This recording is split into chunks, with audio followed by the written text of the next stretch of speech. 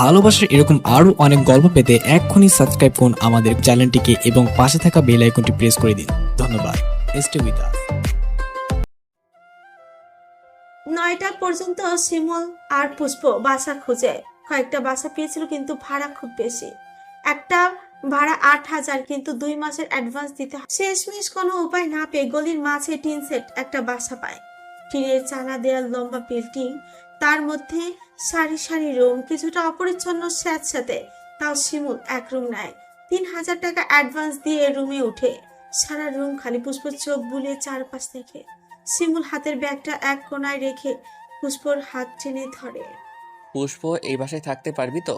ওই আলিশান বাড়ি থেকে পুষ্পর মনে হলো এই এক রুমের বাসাটা সুখকর। শিমুলের বুকে মাথা রেখে বলল, পারবো, তুমি ভালোবাসলে আমি সব পারবো, সব। কোনো একটা কাজ পেলেই ভালোবাসায় নিয়ে নিব। কিছুদিন একটু কষ্ট করতে হবে। আমার জন্য একটু শুয়ে নিয়ে যান। আচ্ছা। পুষ্প আর শিমুল সংসারে খুবই দরকারি যা এগুলোই কিনতে বের হয়। শিমুলের হাতে আর 17,000 টাকা আছে। প্রথমে একটা পাতলা তোষক আর 2টা বালিশ কিনলো। 2,000 টাকা দিয়ে হাঁড়ি পাতিল টুকটাক যা যা লাগে এগুলো সব মিলিয়ে 2,000 টাকা। চাল, ডাল আর খাদ্য সামগ্রী প্রয়োজনীয় যা লাগে সব একটু একটু করে কিনলো। 4,000 টাকা সব নিয়ে বাসায় আসতে আসতে দুপুর হয়ে যায়। দুজনেই সেদিন দুপুরে খাবার হোটেলেই খায়। পুষ্পর বুকটা ফুরছে। না, তার বাবা মায়ের জন্য না। বাবা মাকে তো সে কবে ছেড়ে এসেছে। এখন তার শাশুড়ির জন্য মন পড়ছে। চেয়ারম্যান বাড়ির এই একটা মানুষের জন্য পুষ্পর বুকেও অসীম মায়া। উনি যে মায়ের স্নেহ দিয়েছে তা অন্য শাশুড়ি দেয় কিনা এটা পুষ্পর জানা নেই। কিন্তু ভাগ্যের ফেরে পড়ে সেই স্নেহ মাখা মাথা পেতে নেবার মতো সৌভাগ্য তার নেই। এই এক ফাঁকে ফোন করে রাবেয়ার সাথে কথা বলে নেয়। রাবেয়ার কান্না জড়িত গলা শুনে পুষ্পও কেঁদে দেয়। আহা, আরেকটা মা পেয়েও হারাতে হলো। জীবনের খেয়া তাদের কোথায় নিয়ে যায় এটাই দেখার বিষয়। এই বাসার নিয়ম, এখানে 4 সংসার এক চুলায় রান্না করে। ভাড়াটিয়ারা বেশিরভাগই চাকরি করে, সবাই কাজ করে এসে রাতে রান্না বসায়। লাইন ধরে চুলায় ভাগ পেতে হয়। এতজনের মাঝে পুষ্প অস্বস্তি বোধ করে। শিমুল এটা বুঝতে পেরে নিজেই এগিয়ে যায়। পুষ্প আর শিমুল দুজনে মিলে ডাল, ভাত আর ডিম ভাজি করে। পুষ্প তার আনাড়ি হাতে শিমুলের সাহায্যে নিয়ে রান্না শেষ করে। রাতের খাওয়া দাওয়ার পরে দুজনে শুয়ে পড়ে। সারাদিন যা ধকল গেল এই কঠিন দুর্গম পথে তারা দুজনেই নতুন। বিছানায় পাতলা পাতলা তোষকে শুয়ে শিমুল তার ফুলকে হাসি পিষ্টি জড়িয়ে ধরে। শিমুলের সারা দিনের ক্লান্তি নিমিষেই পালায়। এই মেয়েটা তার শান্তি। প্রিয় মানুষকে বুকে জড়িয়ে ধরার মাঝে যে শান্তি আছে এটা বোধহয় পৃথিবীর আর কোথাও নেই। এই শান্তির তুলনা চলে না। এই শান্তির প্রখরতা কেবল তারাই বুঝতে পারে যারা প্রিয় মানুষকে জড়িয়ে ধরে শান্তি নিঃশ্বাস ছাড়তে পারে। এই বুঝি আল্লাহর প্রদত্ত শান্তি। না হলে এত সুখ কেন সামান্য জড়িয়ে ধরার মাঝে? পুষ্প বলল, আমাকে বিয়ে করেই তোমার যত সমস্যা, বিয়ে না করলেই পারতে।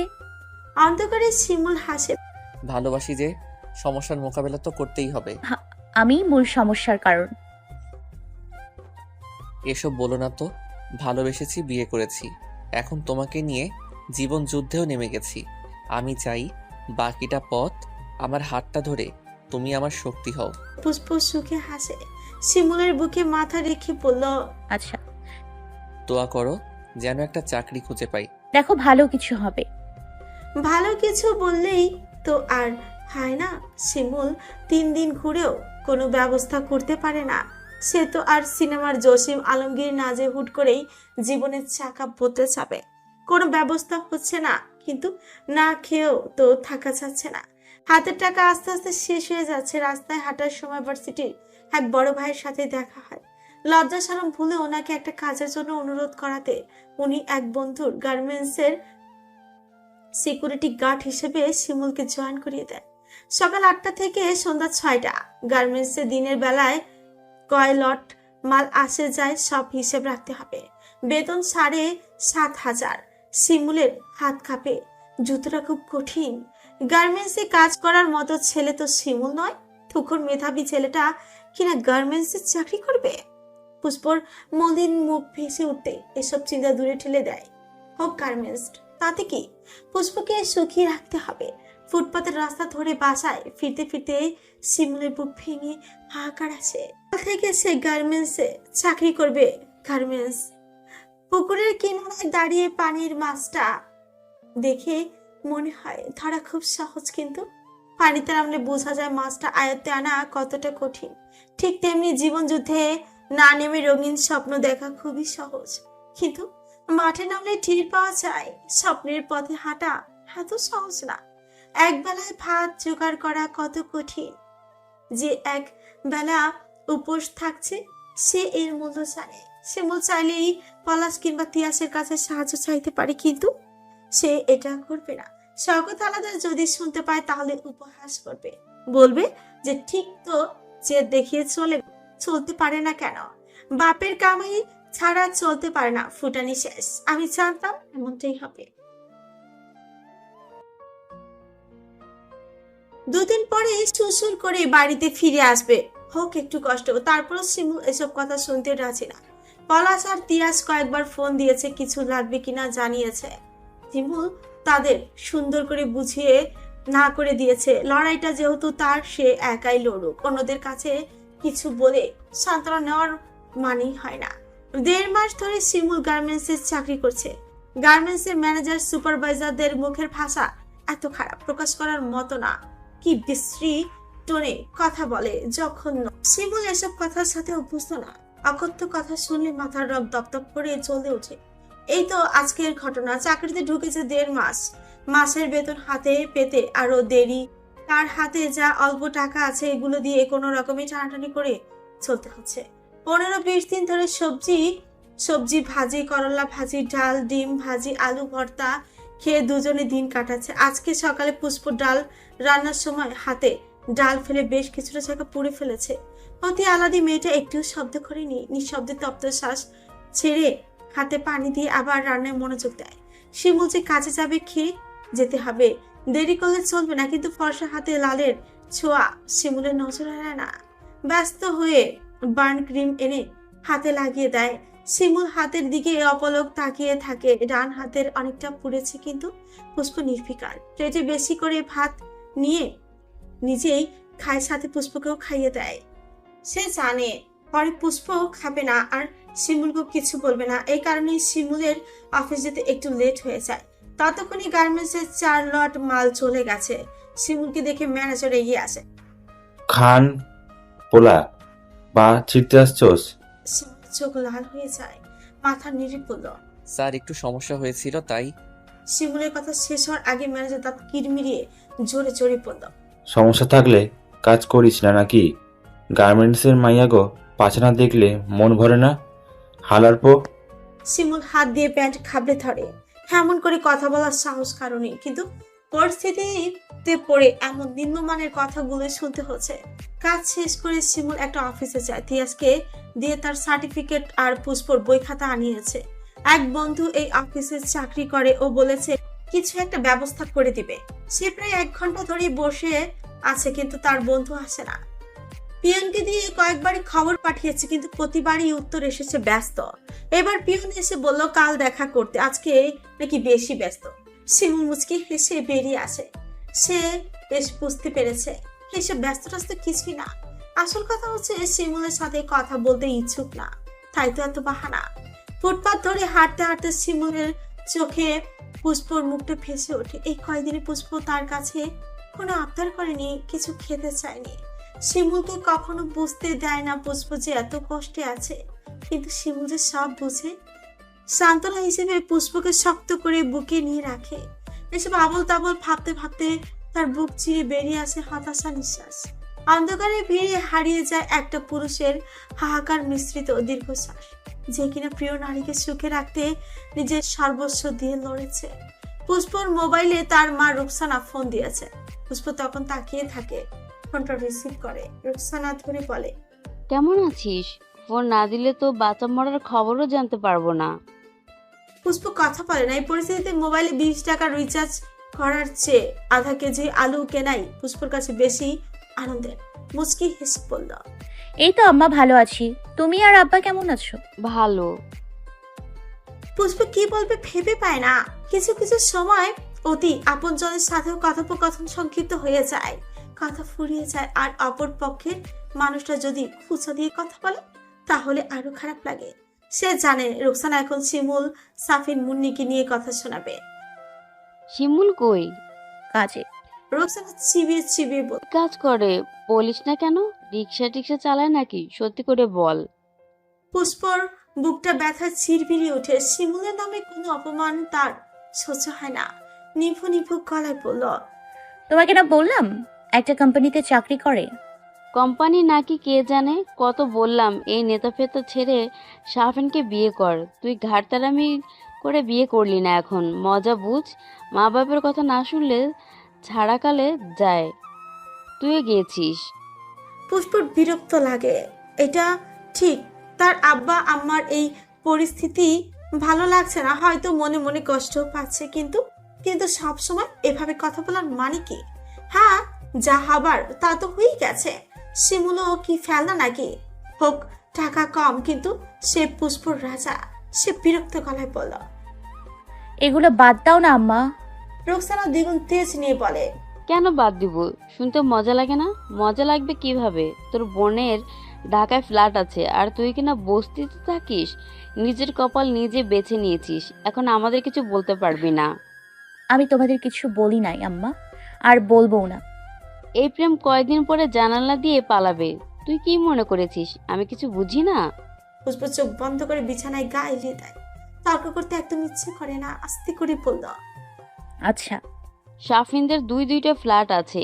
বিয়ে হলে রাজরানীর মতো থাকতি, বুঝলি না, পরে বুঝবি। নিজের কপাল নিজে পড়লি। বিয়ে হলে শাফিনের ভালোবাসা পেলে দেখতি এসব শিমুল টিমুল সব ভুলে গেছিস। পুষ্প কি করে বুঝাবে সাফিন না তার যে শিমুলকে চাই? সাফিনও তাকে ভালোবাসতো, আদরে ভরিয়ে দিত, কিন্তু তার যে শিমুলের ভালোবাসা চাই, শিমুলের পাগল করা ছোঁয়া চাই। সবচেয়ে বড় কথা, শিমুলের কাছে এলে যে শান্তি মিলে তা তো কোথাও মিলবে না। তাহলে এই ফ্ল্যাট, সাফিন, এগুলো দিয়ে কি করবে? আম্মা এগুলো বাদ দাও তো, আমার কপালে যা আছে তাই হবে। পুষ্প মন খারাপের আজ হয়তো কিছুটা রোকসানার গায়ে লাগে। গলার স্বর নরম হয়ে আসে। কি রান্না করছিস আজকে? মায়ের একটু নরম কথায় পুষ্পর চোখে পানি জমে যায়। সে কিভাবে বলবে যে আজকে 15 দিন 20 দিন ধরে মাছ আসে না ঘরে, মাছ কেনার টাকা নেই। হাসবে কিভাবে?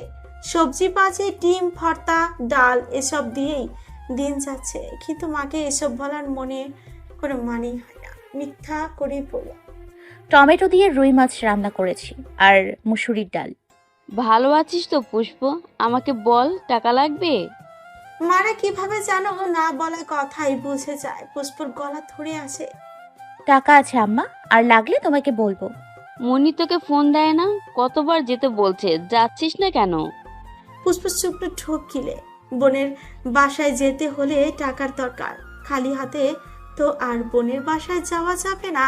তার উপর মুন্নি 6 মাসে প্রেগনেন্ট, কিছু না নিলেও তো 1000 খানিক টাকা লাগবেই। জিনিসপত্রের দাম যা চড়া।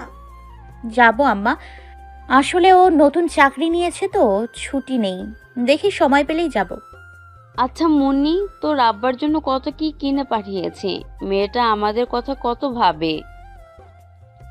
পুষ্প কথা বলতে পারে না, তার বোন কত কি দিতে পারে আর সে পারে না। নিজের কাছে তো নিজেকেই ছোট লাগে। এসব শুনে কি বলা যায় সেটাই খুঁজে পায় না। আচ্ছা আমার রাখি, শিমুল আসছে। রোকসানা কিছু বলার আগে পুষ্প ফোনটা কেটে দেয়। চোখ দিয়ে পানি পড়ে, নিজেকে সামলে মোবাইলে টাইম দেখে। শিমুলের আসার সময় হয়ে গেছে, জলদি বই নিয়ে বসে। রাতে দুজনেই একসাথে খেতে বসে। একটা ডিম পেঁয়াজ দিয়ে ভাজি করে 2 ভাগ করে দুজনে খায়। পুষ্প খাওয়ার ফাঁকে ফাঁকে শিমুলকে দেখে। বিয়ের পর 1 মাসে পুষ্প দেখেছে শিমুল ভোরে সকালে এক্সারসাইজ করে, একসাথে 6টা ডিম সেদ্ধ খেত। আর ওই ছেলেটা কিনা অর্ধেক ডিম দিয়ে ভাত খাচ্ছে।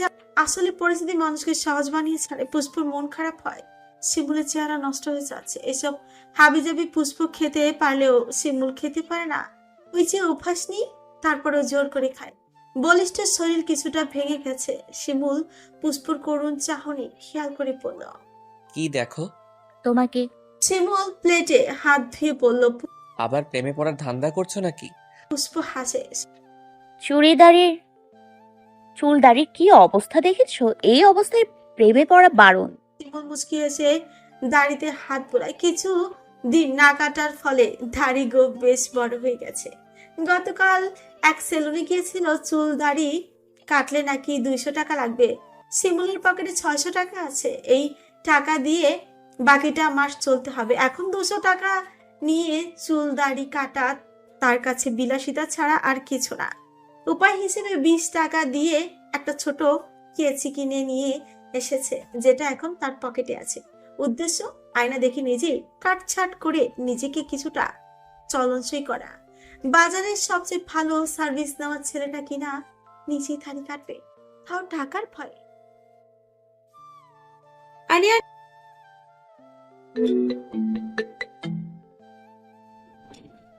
শিমুলের হুহা করে হাসি আসে। সপ্তাহ হয়ে যাচ্ছে গায়ে দেওয়া সাবান নেই। পুষ্প না করেছে। সে বলেছে একটা সাবান কিনতে 60 টাকা লাগবে, তা দিয়ে 1 কেজি চাল চলে আসবে। কিভাবে খরচ কমানো যায় মেয়েটা শুধু এটাই ভাবে। আজকে শিমুল সাবান নিয়ে এসেছে। এই ছোট ছোট ব্যাপারগুলো শুনতে হাস্যকর লাগলেও এগুলো সত্যি। শিমুল পাতলা তোষকে ক্লান্ত শরীরটা ছেড়ে দেয়। পুষ্প লাইট নিভিয়ে সুরসুর করে শিমুলের কাছে চলে আসে। শিমুল মোবাইলের ফ্ল্যাশ জ্বালিয়ে পুষ্পকে দেখে। শিমুলকে কাছে পেলেই মেয়েটা বিড়ালের মতো কাছে ঘেঁষে থাকতে চায়। পুষ্পর কপালে পড়ে থাকা চুল পেছনে ঠেলে বলে, আজকে পড়া কত দূর? পুষ্প শিমুলের হাতটা নিজের হাতে পড়ে নেয়। আরেকটা হাত গালে ঘষে বলে, পড়েছি। পড়েছি বললে তো হবে না, আমার ভালো রেজাল্ট চাই। কেউ যেন না বলতে পারে বিয়ে করে পরীক্ষায় ডাব্বা পেয়েছো। আচ্ছা। শিমুল গম্ভীর গলায় বলল, আচ্ছা বললে হবে না, অফিসার হতে হবে। পুষ্প শিমুলের ক্লান্ত মুখের দিকে তাকায়। কি হবে পড়ালেখা করে? তার শিমুল এমন পরিশ্রম করছে আর সে কিনা কোনো সাহায্য করতে পারছে না। শিমুলের ক্লান্ত শুকনো মুখটা দেখলে পুষ্প চিৎকার করে কান্না করতে ইচ্ছে হয়। কত মেয়েই তো চাকরি করে, আমিও করি। তোমার গার্মেন্টসে ঢোকা যাবে না? পুষ্পর কথা শুনে শিমুল স্তব্ধ হয়ে যায়। মোবাইলের ফ্ল্যাশ পুষ্পর দিকে করে। তার কথা গলায় আটকে আসে। রয়ে শুয়ে পড়ে। মাথা ঠিক আছে? পুষ্প শিমুলের বলিষ্ঠ বুকে মাথাটা গুজে পড়ল। সহ্য হয় না, তোমার এই কষ্ট একদম সহ্য হয় না। পুষ্প নিঃশব্দে কাঁদে। শিমুল মোবাইলের ফ্ল্যাশ অফ করে তার কান্নারত পাখিকে খাঁচায় স্থান দেয়। পুষ্প জানতেও পারল না, তাকে বুকে ধরে শক্ত মনের পুরুষের চোখেও পানির আনাগোনা। পুরুষদের নাকি কাঁদতে মানা, অথচ কেউ জানে না অধিকাংশ পুরুষ কাঁদে, তবে লুকিয়ে। শিমুল দাঁত দিয়ে ঠোঁট কামড়ে নিঃশব্দে কাঁদে। মনে মনে আল্লাহর কাছে ফরিয়াদ করে, আল্লাহ গো, একটা ব্যবস্থা করে দাও না, আমার পাখিটাকে একটু সুখে রাখি। পলাশ খাতা দেখায় ব্যস্ত। নিধি পাশে বসে পলাশকে দেখে। এই মানুষটা তার জীবনে না এলে জীবনের মানেটাই অজানা থেকে যেত। সুখের মরণ যে কাকে বলে এটা কখনোই জানাই হতো না। এই শান্ত স্বভাবের পলাশ যে এমন উন্মাদ প্রেমিক তাকে কল্পনা করেছে। নিধির মনে হয় স্বামী হিসেবে শান্ত পুরুষই মানানসই। পলাশের চুলে হাত বুলিয়ে পড়ল। শিমুল ভাইয়ের খবর হ্যাঁ। নিয়েছেন? কিভাবে চলে? কিছু বলে না? না, টাকা পাঠাতে বলে টাকা আসতে লাগবে না। কি জানি করে, আল্লাহই জানে।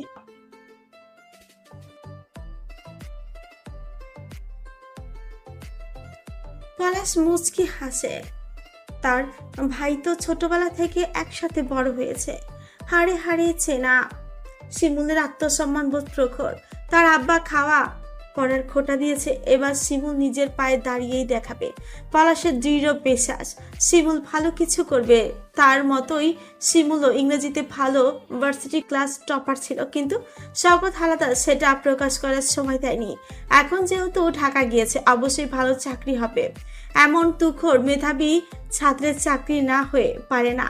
নিধি পলাশের হাস্যজল মুখের দিকে তাকে ভ্রু কুঞ্চন করেই বলল, হাসেন কেন? এমনি। শিমুল ভাইয়ের কথা ভাবলে আমার চিন্তায় গলা শুকিয়ে আসে। আর আপনি হাসেন? নিধি, আমার ভাইটার প্রবল আত্মসম্মান বোধ, সম্মানে আঘাত করে এমন কিছু হলে সে কাজ করে দেখায়। দেখবে শিমুল আর পুষ্প এমন কিছু করবে যে সবাই চমকে যাবে। নিধি আনমনি বলে। তাই যেন হয়। শওকত হাওলাদারের চেয়ারম্যান অফিসে বিরোধী দলের লোক আক্রমণ করেছে। এতদিন শিমুল ছিল বিধায় কেউ চোখ তুলে তাকানোর সাহস পায়নি। যেই না শিমুলের চলে যাওয়ার খবর শুনেছি, এমনি তির্যক কথা। হাতাহাতি আজ শেষ পর্যায়ে অফিস ভাঙচুর থেকে মারামারিতে গিয়ে ঠেকেছে। শিমুল নেই বিধায় তিয়াসও আসে না।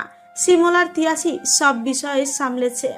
শওকত হাওলাদারের মাথায় ইটের বাড়ি লেগে ফেটে গিয়েছে, সেখান থেকে গলগলি রক্ত বেরোচ্ছে।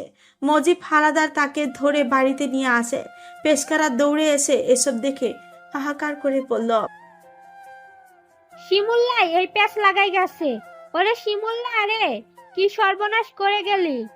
শওকত হাওলাদার বিরক্ত হয়। শিমুল এসব করবে কেন? বরং শিমুল নেই তাই তো বিরোধী দলের লোক এত ঝামেলা করার সাহস পেল। শিমুল থাকলে এসব হবার কোনো চান্সই ছিল না। শওকত হাওলাদার চোখ বন্ধ করে ভীষণভাবে শিমুলের প্রয়োজনীয়তা অনুভব করে পেশকারাকে থমকে বলে, এত ঘ্যান ঘ্যান করো না তো, যাও। শওকত হাওলাদারের এ অবস্থা রাবেয়ার কাছেও আসে না। দূর থেকে দাঁড়িয়ে দেখে আর হাসে। শিমুলের অভাব বোঝা মাত্র শুরু। সামনে আরো যে কি কি হবে তা দেখার বিষয়। তার শিমুল এই অহংকারীদের ছোঁয়া থেকে বেরিয়ে গেছে, তাতেই তিনি খুশি। হোক একটু কষ্ট, তারপরেও শিমুল ভালো থাক, সুখে থাক। শিমুল আজকে 2টা টিউশনি পেয়েছে। গার্মেন্টসের কর্মীর সাথে কথা বলার এক পর্যায়ে উনি ব্যবস্থা করে দিয়েছে। 2টা টিউশনি থেকে 3000 টাকা আসবে। সেই খবরে তার মনটা খুবই খুশি। তার উপর আজকে বেতন পেয়েছে, ওভারটাইম সহ মোট 9000 টাকা। বেতনটা পাওয়ার পরে সারা মাসের কষ্ট গালিগালাজ সব ভুলে গিয়েছে। ফুরফুরি মেজাজি বাসায় বাজার করেছে। খুশিতে বউয়ের জন্য একটা কালো সুতির শাড়ি কিনে ফেলেছে। বাজার থেকে বাসায় আসার পথে শপিং ব্যাগ ফাঁক করে অনেকবার শাড়িটা দেখেছে আর হাসছে। এই 2 মাসে এই বউটাকে কিছুই দেওয়া হয়নি। এই শাড়িটা দেখলে নিশ্চয়ই খুব খুশি হবে। পুষ্প বাজার খুলে সাথে শাড়ি দেখে ঠিকই খুশি হয়, কিন্তু অভাবের কথা মনে হতে শাসিয়ে পড়ে। কি দরকার শাড়ি আনার? আমার কি কাপড় নেই? কতগুলো শাড়ি। শিমুল গামছা হাতে উঠে দাঁড়ায়, বাথরুমে যেতে যেতে বলে। আমার ইচ্ছা করলো তাই। শিমুল চলে গেলে পুষ্প বন্ধ দরজার দিকে এক পলক তাকিয়ে শাড়িটা কাঁধে ধরে। আয়নার সামনে দাঁড়ায়। শিমুলের কালো শাড়ি পছন্দ, আর পুষ্পকেও কালোতে বেশ মানায়। পুষ্প মিটিমিটি হাসে। শিমুল দরজা ফাঁক করে এই দৃশ্য দেখে, আবার দরজা লাগিয়ে দেয়। এই মেয়েটার মুখে হাসি ফুটলেই তার সকল কষ্ট সফল। রাতে পুষ্প শাড়িটা পরে শিমুল শিশি দেখে। পুষ্পর শরীরটা কি হালকা নষ্ট হয়ে যাচ্ছে হচ্ছে হয়তো। ভালো মন্দ খাওয়াতে পারে না বিধায় শরীর খারাপ হচ্ছে। পুষ্প শাড়ি পরে শিমুলের বুকে লুটিয়ে পড়ে। শিমুল 2 হাতে পুষ্পকে বুকে জড়িয়ে নেয়। পুষ্প আহ্লাদি গলায় বলল, সোনা পাখি। শিমুল পুষ্পর জুরু জুরু চোখের দিকে তাকিয়ে বলে, কি চাই? দাবিটা কি? ভয়ঙ্কর প্রেমিক পুরুষের দেখা চাই। শিমুল মাথা নাড়িয়ে হাসে। প্রেমিক পুরুষ তো প্রস্তুত, এখন ইশারা দিলেই হলো। পুষ্প মাথা ঝুঁকিয়ে বলল, কেমন লাগছে বললে না যে? শিমুল তার গলার ভাঁজে ঠোঁট ছুঁয়ে বলল, বলতে হবে কেন? তুমি বরাবরই সুন্দর, আমার রানী, শিমুল ফুলের রানী। পুষ্প মাথা সরিয়ে বলল, তাও প্রশংসা করবে। প্রিয় মানুষের মুখে প্রশংসা শুনলে ভালো লাগে। তাই? হ্যাঁ। আচ্ছা, সুন্দরী রাজকন্যা, আপনাকে এত এত সুন্দর লাগছে যে নিজেকে আপনার কাছে সঁপে দিতে ইচ্ছে করছে। আপনি কি এই অধম প্রজার পাগলামিগুলো সহ্য করতে প্রস্তুত?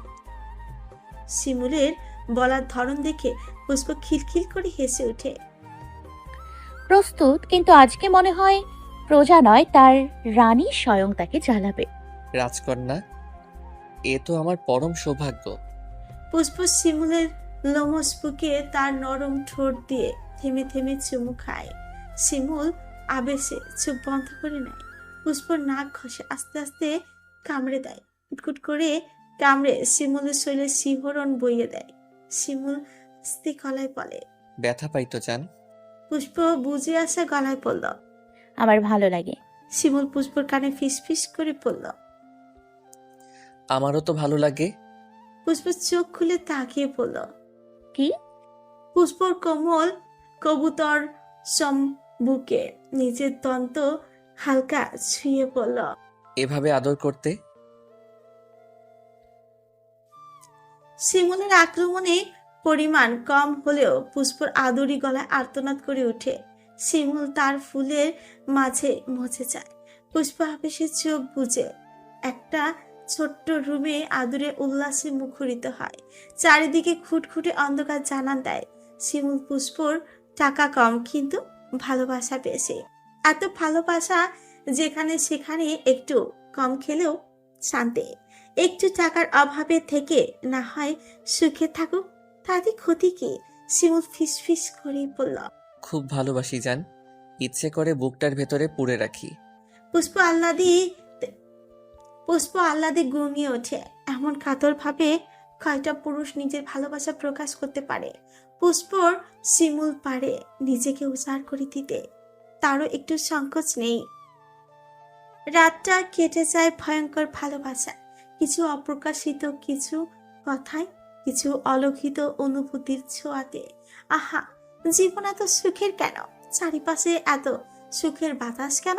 পুষ্পকে প্রতিদিন সন্ধ্যায় শিমুল পড়ায়। পুষ্পর সামনে এইচএসসি পরীক্ষা। এই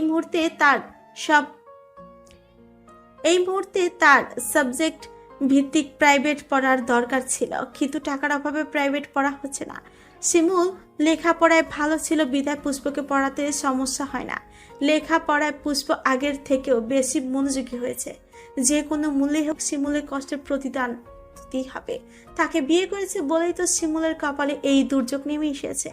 কই রাজপুত্রের মতো দিন কাটাতো, আর এখন কি অবস্থায় দিন কাটাচ্ছে। পুষ্পর ইচ্ছে করে শিমুলের সব কষ্ট দূর করে দিতে, চোখের ক্লান্তি দূর করে দিতে। তার পরীক্ষার আর 2 মাস বাকি। পরীক্ষার সময় গ্রামে যেতে হবে। দুজন রাতের খাবার খেয়ে শুয়ে পড়ে। শিমুল পুষ্পর মাথায় হাত বুলিয়ে দেয়। পুষ্প হাসি মুখে শিমুলের দিকে তাকিয়ে থাকে। শিমুলের সামনে পুষ্প সহজে কাঁদে না। তার কান্না দেখলে শিমুল খুবই মন খারাপ করে, তাই তার কষ্ট লাগে। সে লুকিয়ে বাথরুমে গিয়ে কাঁদে। পুষ্পর হাসি মুখের দিকে তাকিয়ে শিমুল বলল, কত কষ্টে রাখছি, তারপরেও এত খুশির কারণ কি? পুষ্প বাচ্চাদের মতো ঠোঁট গোল করে বলল, সুখেই তো আছি।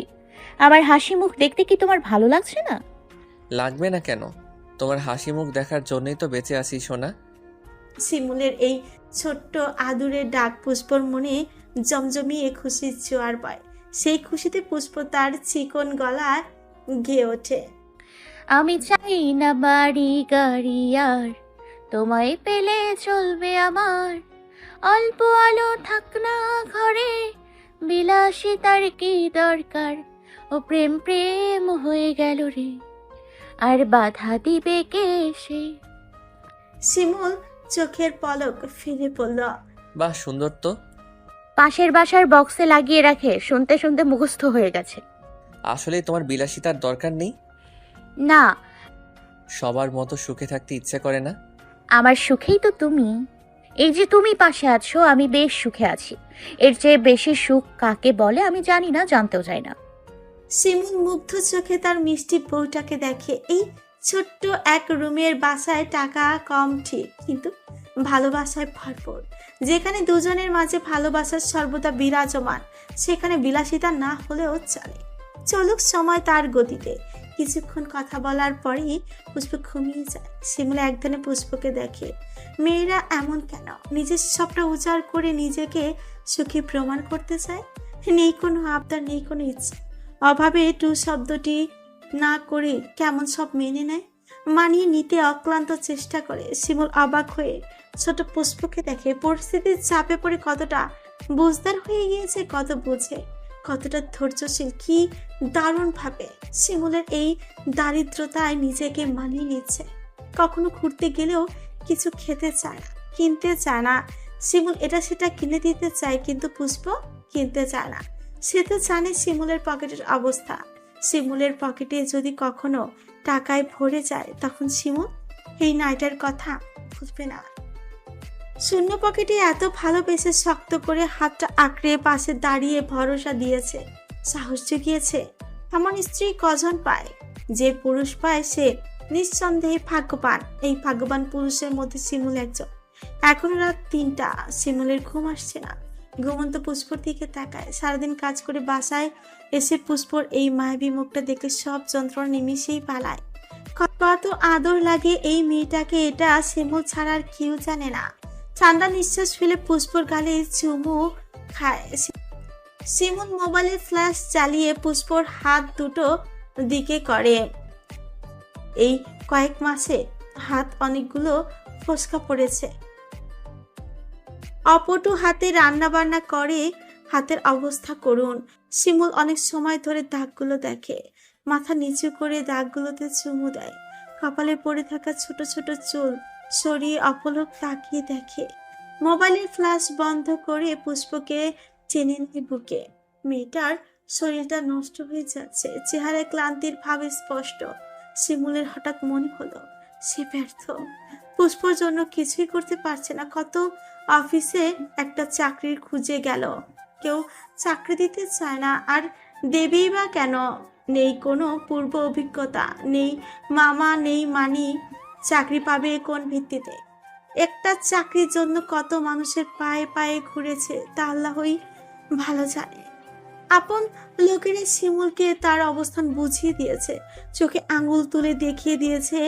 সামনে সামনে তাল মিলিয়ে চলতে না পারলে লোক সম্মুখে পরিচিত বলার দরকার নেই। এতে নাকি বড়লোক নামের বন্ধু পরিচিতদের সম্মান নষ্ট হয়। এত টেনশন শিমুল আর নিতে পারে না, ভাষাটা পাল্টানো দরকার। পাশের মেয়ে সারাক্ষণ জোরে জোরে গান বাজায়, হাতে শব্দে পুষ্পর পড়া হয় না। গলির বাসার রুমের সামনে দিয়ে বাজে ছেলেদের অবাধ চলাফেরা। সে সারাদিন বাসায় থাকে না, পুষ্পকে একা রেখে গিয়ে চিন্তায় থাকতে হয়। সে চোখ বন্ধ করে ঘুমানোর চেষ্টা করে, সকালে কাজে যেতে হবে। আসলে গার্মেন্টসে মানুষ পেরে কাজ করে না, বিপদে পড়েই গার্মেন্টস মুখী হতে হয়। এই যে গার্মেন্টস আছে বলেই তো শিমুল পুষ্প দুমুঠো ভাত খেতে পেরেছে। বিপদের পথে এই খারাপ উপাধি পাওয়া গার্মেন্টস গরিবদের ভরসা। শিমুল তপ্ত শ্বাস ফেলে পুষ্পর গায়ে কাঁথা দিয়ে দেয়। শওকত হালাদারের কপালে হাত দিয়ে বসে আছে, চোখ বন্ধ করেও তার মনে হচ্ছে চারিদিকে বিপদ কিলবিল করে ছুটে আসছে। এখন শিমুলের শূন্যতাটা বেশ টের পাচ্ছে। ছেলেটা যে তাকে কোনো টেনশন দিত না, এটা এখন বুঝতে পারছে। সেদিনের হাঙ্গামা থেকে বিরোধী দলের নেতা তার নামে মিথ্যে মামলা সাজিয়ে থানায় কেস করেছে। যদি কেস জিতে যায় তাহলে ওনাকে চেয়ারম্যান পদ থেকে বহিষ্কৃত করা হবে। ওনার মাথায় কিছু ধরছে না। একবার ভাবে শিমুলকে ফোন করবে, আরেকবার ভাবে না মজিব হালাদার ছেলের কাছে এসে দাঁড়ায়। কি করবি, কিছু ভেবেছিস? বাবার গলা শুনে শওকত হাওলাদার চোখ মেলে তাকায়। কি করব? আপনি আর আম্মা বলেন কি করা দরকার। খুব তো ছেলেটা পেছনে লেগেছিলেন, এখন এসব কিছু সামলান। মজিব হালাদার নিজেও শিমুলের শূন্যতা টের পাচ্ছে, কাচুমাচু করেই বলে, আমার একার দোষ নেই, কিন্তু তুই সেদিন বাড়ি ছেড়ে চলে যেতে বলেছিলি। শওকত হালাদারের মাথার রগ ধপধপ করে জ্বলে ওঠে, হাতের লাঠি ভেঙে গেল। এটার মূল বুঝতে আর তার বেগ সামলাতে কেমন লাগে এটা শওকত হালাদার হাড়ে হাড়ে টের পাচ্ছে। একটা বিয়েই তো করেছিল, আর সবাই মিলে কি মানসিক অত্যাচারটাই না করেছে। ভুল হয়ে গিয়েছে, এই ভুল শুধরানোর উপায় কি? শিমুলকে ছাড়া রাজনৈতিক কাজে ঠিকা মুশকিল মনে হচ্ছে। মুন্নির 7 মাসের সাধের অনুষ্ঠান। পুষ্প শিমুলকে বারবার ফোন করে যেতে বলেছে, অনেক দিন যাবৎ যেতে বলেছিল পুষ্প, এই সেই বাহানা দিয়ে না করে দিয়েছে। কিন্তু এবার না গেলে ব্যাপারটা আসলে খারাপ দেখায়। পুষ্পর বাবা মাও আসবে, অনেকদিন হলো বাবা মাকে দেখে না, খুব ইচ্ছে করছে তাদের দেখতে। শিমুল পুষ্পর মুখের দিকে তাকিয়ে তার মনের ভাব বোঝার চেষ্টা করছে। পুষ্প বই গুছিয়ে পাশে তুলে রাখে। কি করব, যাওয়া উচিত না? শিমুল মাথা নেড়ে বলল, হ্যাঁ, কিন্তু এমন সময় অনুষ্ঠানটা হচ্ছে, একদম মাসের শেষে, হাতে টাকাই নেই, কিভাবে কি করব বলো তো? পুষ্প নিজেও শিমুলের পকেটের খবর জানে। মুন্নির বাসায় গেলে টাকার দরকার, এই মুহূর্তে এত টাকা নেই। সে কিছুক্ষণ ভেবে তার মোবাইলটা হাতে নিয়ে বলল, এটা বিক্রি করে দাও। শিমুল মোবাইলটার দিকে তাকায়। তার কিনে দেওয়া ফোনটা যেদিন কিনে দিয়েছিল পুষ্প কি খুশি হয়েছিল, আর আজকে বলছে ফোনটা বিক্রি করে দিতে। সে অসন্তোষ গলায় বলল। মাথা খারাপ? পুষ্প মুচকি হেসে বলল, মাথা খারাপের কি আছে? আপুকে দেখতে যাব, টাকা লাগবে না? আর তুমি তো সারাদিন পাশেই থাকো, এত দামি মোবাইলের কি দরকার? তাই বলে বিক্রি করে দিব? আরে সমস্যা নেই, আমার মোবাইলের দরকার নেই বিধাই তো বলছি। না, কারো কাছে ধার নিলেই হবে। পুষ্প রাজি হয় না। তার জেদ জিতে যায়। 18,000 টাকার মোবাইল মাত্র 4,000 টাকায় মোবাইলটা বিক্রি করে দেয়।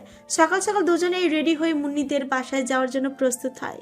5 রকমের ফল আর হাবিজাবি কিছু নিয়ে নেয়। শিমুল আর পুষ্প মুন্নির বাসায় যায়। মুন্নি বোনকে পেয়ে খুব খুশি হয়। রোকসানা আর মিজান মেয়েকে জড়িয়ে ধরে রাখে। রোকসানা হাপুস নয়নে কতক্ষণ কাঁদে, বারবার বলে, তোর কি অবস্থা, শুকিয়ে গেছিস কেন? মুন্নির হাজবেন্ড নিজেদের বাড়ি, সাফিনের বাবা মা সহ আরো আশেপাশের অনেকেই দাওয়াত করা হয়েছে। মুন্নির হাজবেন্ড এক ফাঁকে সবার সাথে শিমুলের পরিচয় করিয়ে দেয়। বোনকে দেখে পুষ্পের মনটা ফুরফুরে হয়ে যায়, কিন্তু এই ফুরফুরে মেজাজটা বেশিক্ষণ ভালো থাকে না। ড্রয়িং রুমে পা দিয়ে শুনল সাফিনার মা একজনের সাথে বলছে, আরে এই মেয়েটাকেই তো আমার ছেলের বউ করতে চেয়েছিলাম। হ্যাঁ, সাফিন আমাকে ছবি পাঠিয়েছিল। ওই যে ছেলেটা সোফায় বসে আছে, ওইটা এর বর। ভাবো, আমার রাজপুত্রের মতো ছেলেকে ফিরিয়ে কাকে বিয়ে করলো? মহিলাটা বলল। সাফিনের মার সাথে তাল মিলিয়ে বলল, হ্যাঁ সেটাই। পুষ্পর মুখ মুহূর্তে থমথমে রূপ ধারণ করে। পেছনে ফিরে দেখে রোকসানা ছলছল চোখে তার দিকেই তাকিয়ে আছে। পুষ্প মুচকি হাসার চেষ্টা করে, কান্না আড়াল করতে বাথরুমে ঢুকে যায়। ইস, এত কান্না পাচ্ছে কেন? পুষ্প কেঁদে মুখ ধুয়ে বের হয়। তখনই ঘটে আরেক ঘটনা। মুন্নিদের বিল্ডিং এর এক দম্পতি আসে, নাম মিরাজুল হক। ড্রয়িং রুমে সবাই বসে কথা বলছে। উনি এসে শিমুলকে দেখে চমকে যায়। শিমুলও চমকে ওঠে। মিরাজ সাহেব সবার সামনেই বলে, আরে শিমুল, তুমি এখানে? মুন্নির শ্বশুর বলে, মিরাজ, তুমি শিমুলকে চেনো নাকি? কিভাবে চেনো? শিমুলের গলা শুকিয়ে আসে আর চোখে পুষ্পকে দেখে। পুষ্প কাট চোখে তাকিয়ে আছে। মিরাজ সাহেব বলল, আরে আমার গার্মেন্টসের সিকিউরিটি গার্ডের কাজ করে, আমি চিনবো না? ওনার উত্তর শুনে সবাই থমকে যায়, বিশেষ করে রোকসানা আর মিজান শেখ। পুষ্প মাথা নিচু করে বসে থাকে। মুন্নির হাজবেন্ড পরিস্থিতি সামাল দিতে বলল, শিমুল আমার ভাইরা ভাই লাগে। আসেন মিরাজ কাকা, বসেন। মিরাজ ভ্রুকুটি করে শিমুলের দিকে তাকায়। ওনার তাকানো দেখে মনে হচ্ছে শিমুল কোনো আবর্জনা, তার থেকে দুর্গন্ধ বের হচ্ছে। মুন্নির হাজবেন্ডের কাছে গিয়ে বলল, তোমার ভাইরা আমার গার্মেন্টসের সিকিউরিটি গার্ডের কাজ করে, কিভাবে সম্ভব? পুষ্প আর শিমুল মিরাজ সাহেবের মুখের দিকে তাকিয়ে আছে দেখে মুন্নির হাজবেন্ড বলল, কাকা বসেন না, খাবারের ব্যবস্থা করছি। সাফিনের মা থামলেন না, নিচু গলায় মুন্নির শাশুড়িকে বলল, আমার রাজপুত্রকে ছেড়ে গার্মেন্টস কর্মীকে বিয়ে করেছে। আজকালকার মেয়েদের রুচি কি ভাবা যায়? মুন্নির শাশুড়ি বলল,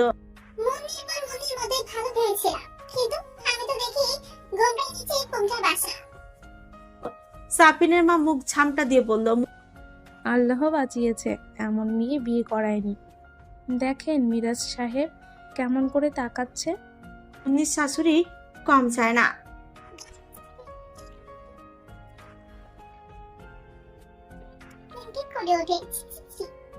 রোকসানা পুষ্পর হাত ধরে নিয়ে যায় বারান্দায়, গিয়ে পুষ্পর দিকেই তাকায়।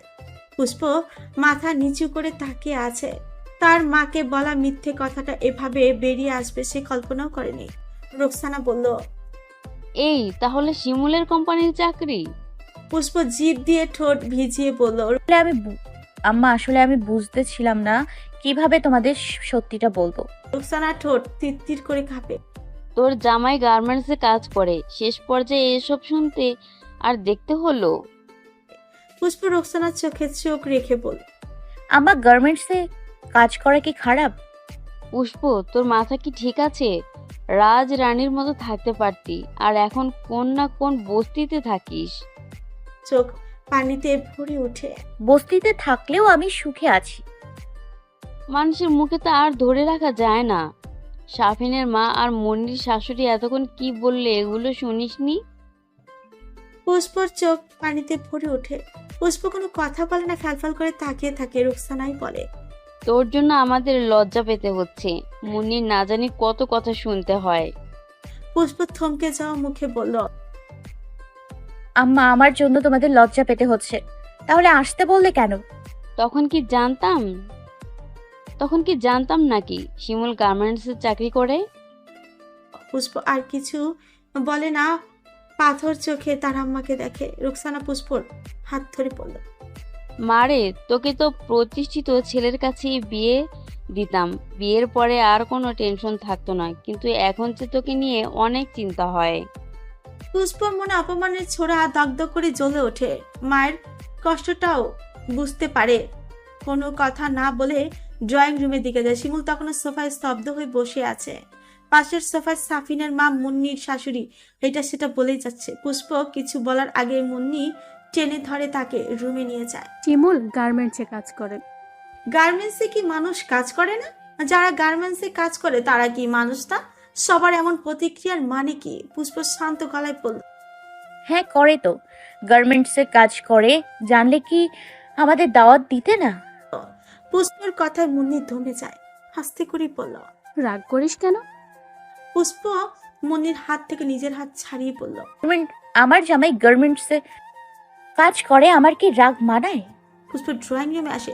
তেজি রাগ। শিমুলের চোখের বর্ণ সেই কখন থেকেই লাল হয়ে আছে।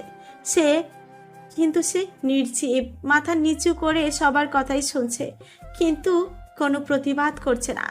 দুপুরের খাবার রেডি হলে মিরাজ সাহেব শিমুলের সামনে দাঁড়িয়ে বলল, খেতে আসো, যা বেতন পাও তা দিয়ে আর যাই খাওয়া, এ ভালো খাবারটা তো আর পাবে না। শিমুলের হাত পা কেঁপে ওঠে, শরীর ঝাঁকিয়ে রাগ বেরিয়ে আসতে চায়। পুষ্প পাশে এসে ছলছল চোখে তাকিয়ে আছে। শিমুল ঠান্ডা গলায় বলল, স্যার আমরা কি না খেয়ে থাকি? মিরাজ সাহেব কিছু বলার আগে সাফিনের মা গলা বাড়িয়ে কথা বলেন।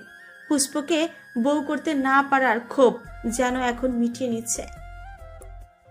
আরে খাবে না কেন? কিন্তু এমন রাজকীয় খাবার কিভাবে খাবে? মিরাজ ভাই, ওর বেতন কত? ধনী গরিবদের অপমান করার সুযোগ পেলে যেন সুদে আসলে পূরণ করে নিতে চায়। মিরাজ সাহেবও ব্যতিক্রম না, মুচকি হেসে বলল, বেশি না, 7,500। সাফিনের মা খ্যাক খ্যাক করে হেসে ওঠে। ওদের বাড়ির কাজের লোকটার বেতন 10,000। শিমুল পুষ্পর দিকে তাকায়। পুষ্প শিমুলের রক্তবর্ণ চোখের দিকে তাকিয়ে যেন শিমুলের ভেতরটা পড়তে পারলো। আস্তে করে বলল, চলো। শিমুল সবার দিকে একবার তাকে পুষ্পর হাত ধরে বেরিয়ে আসে।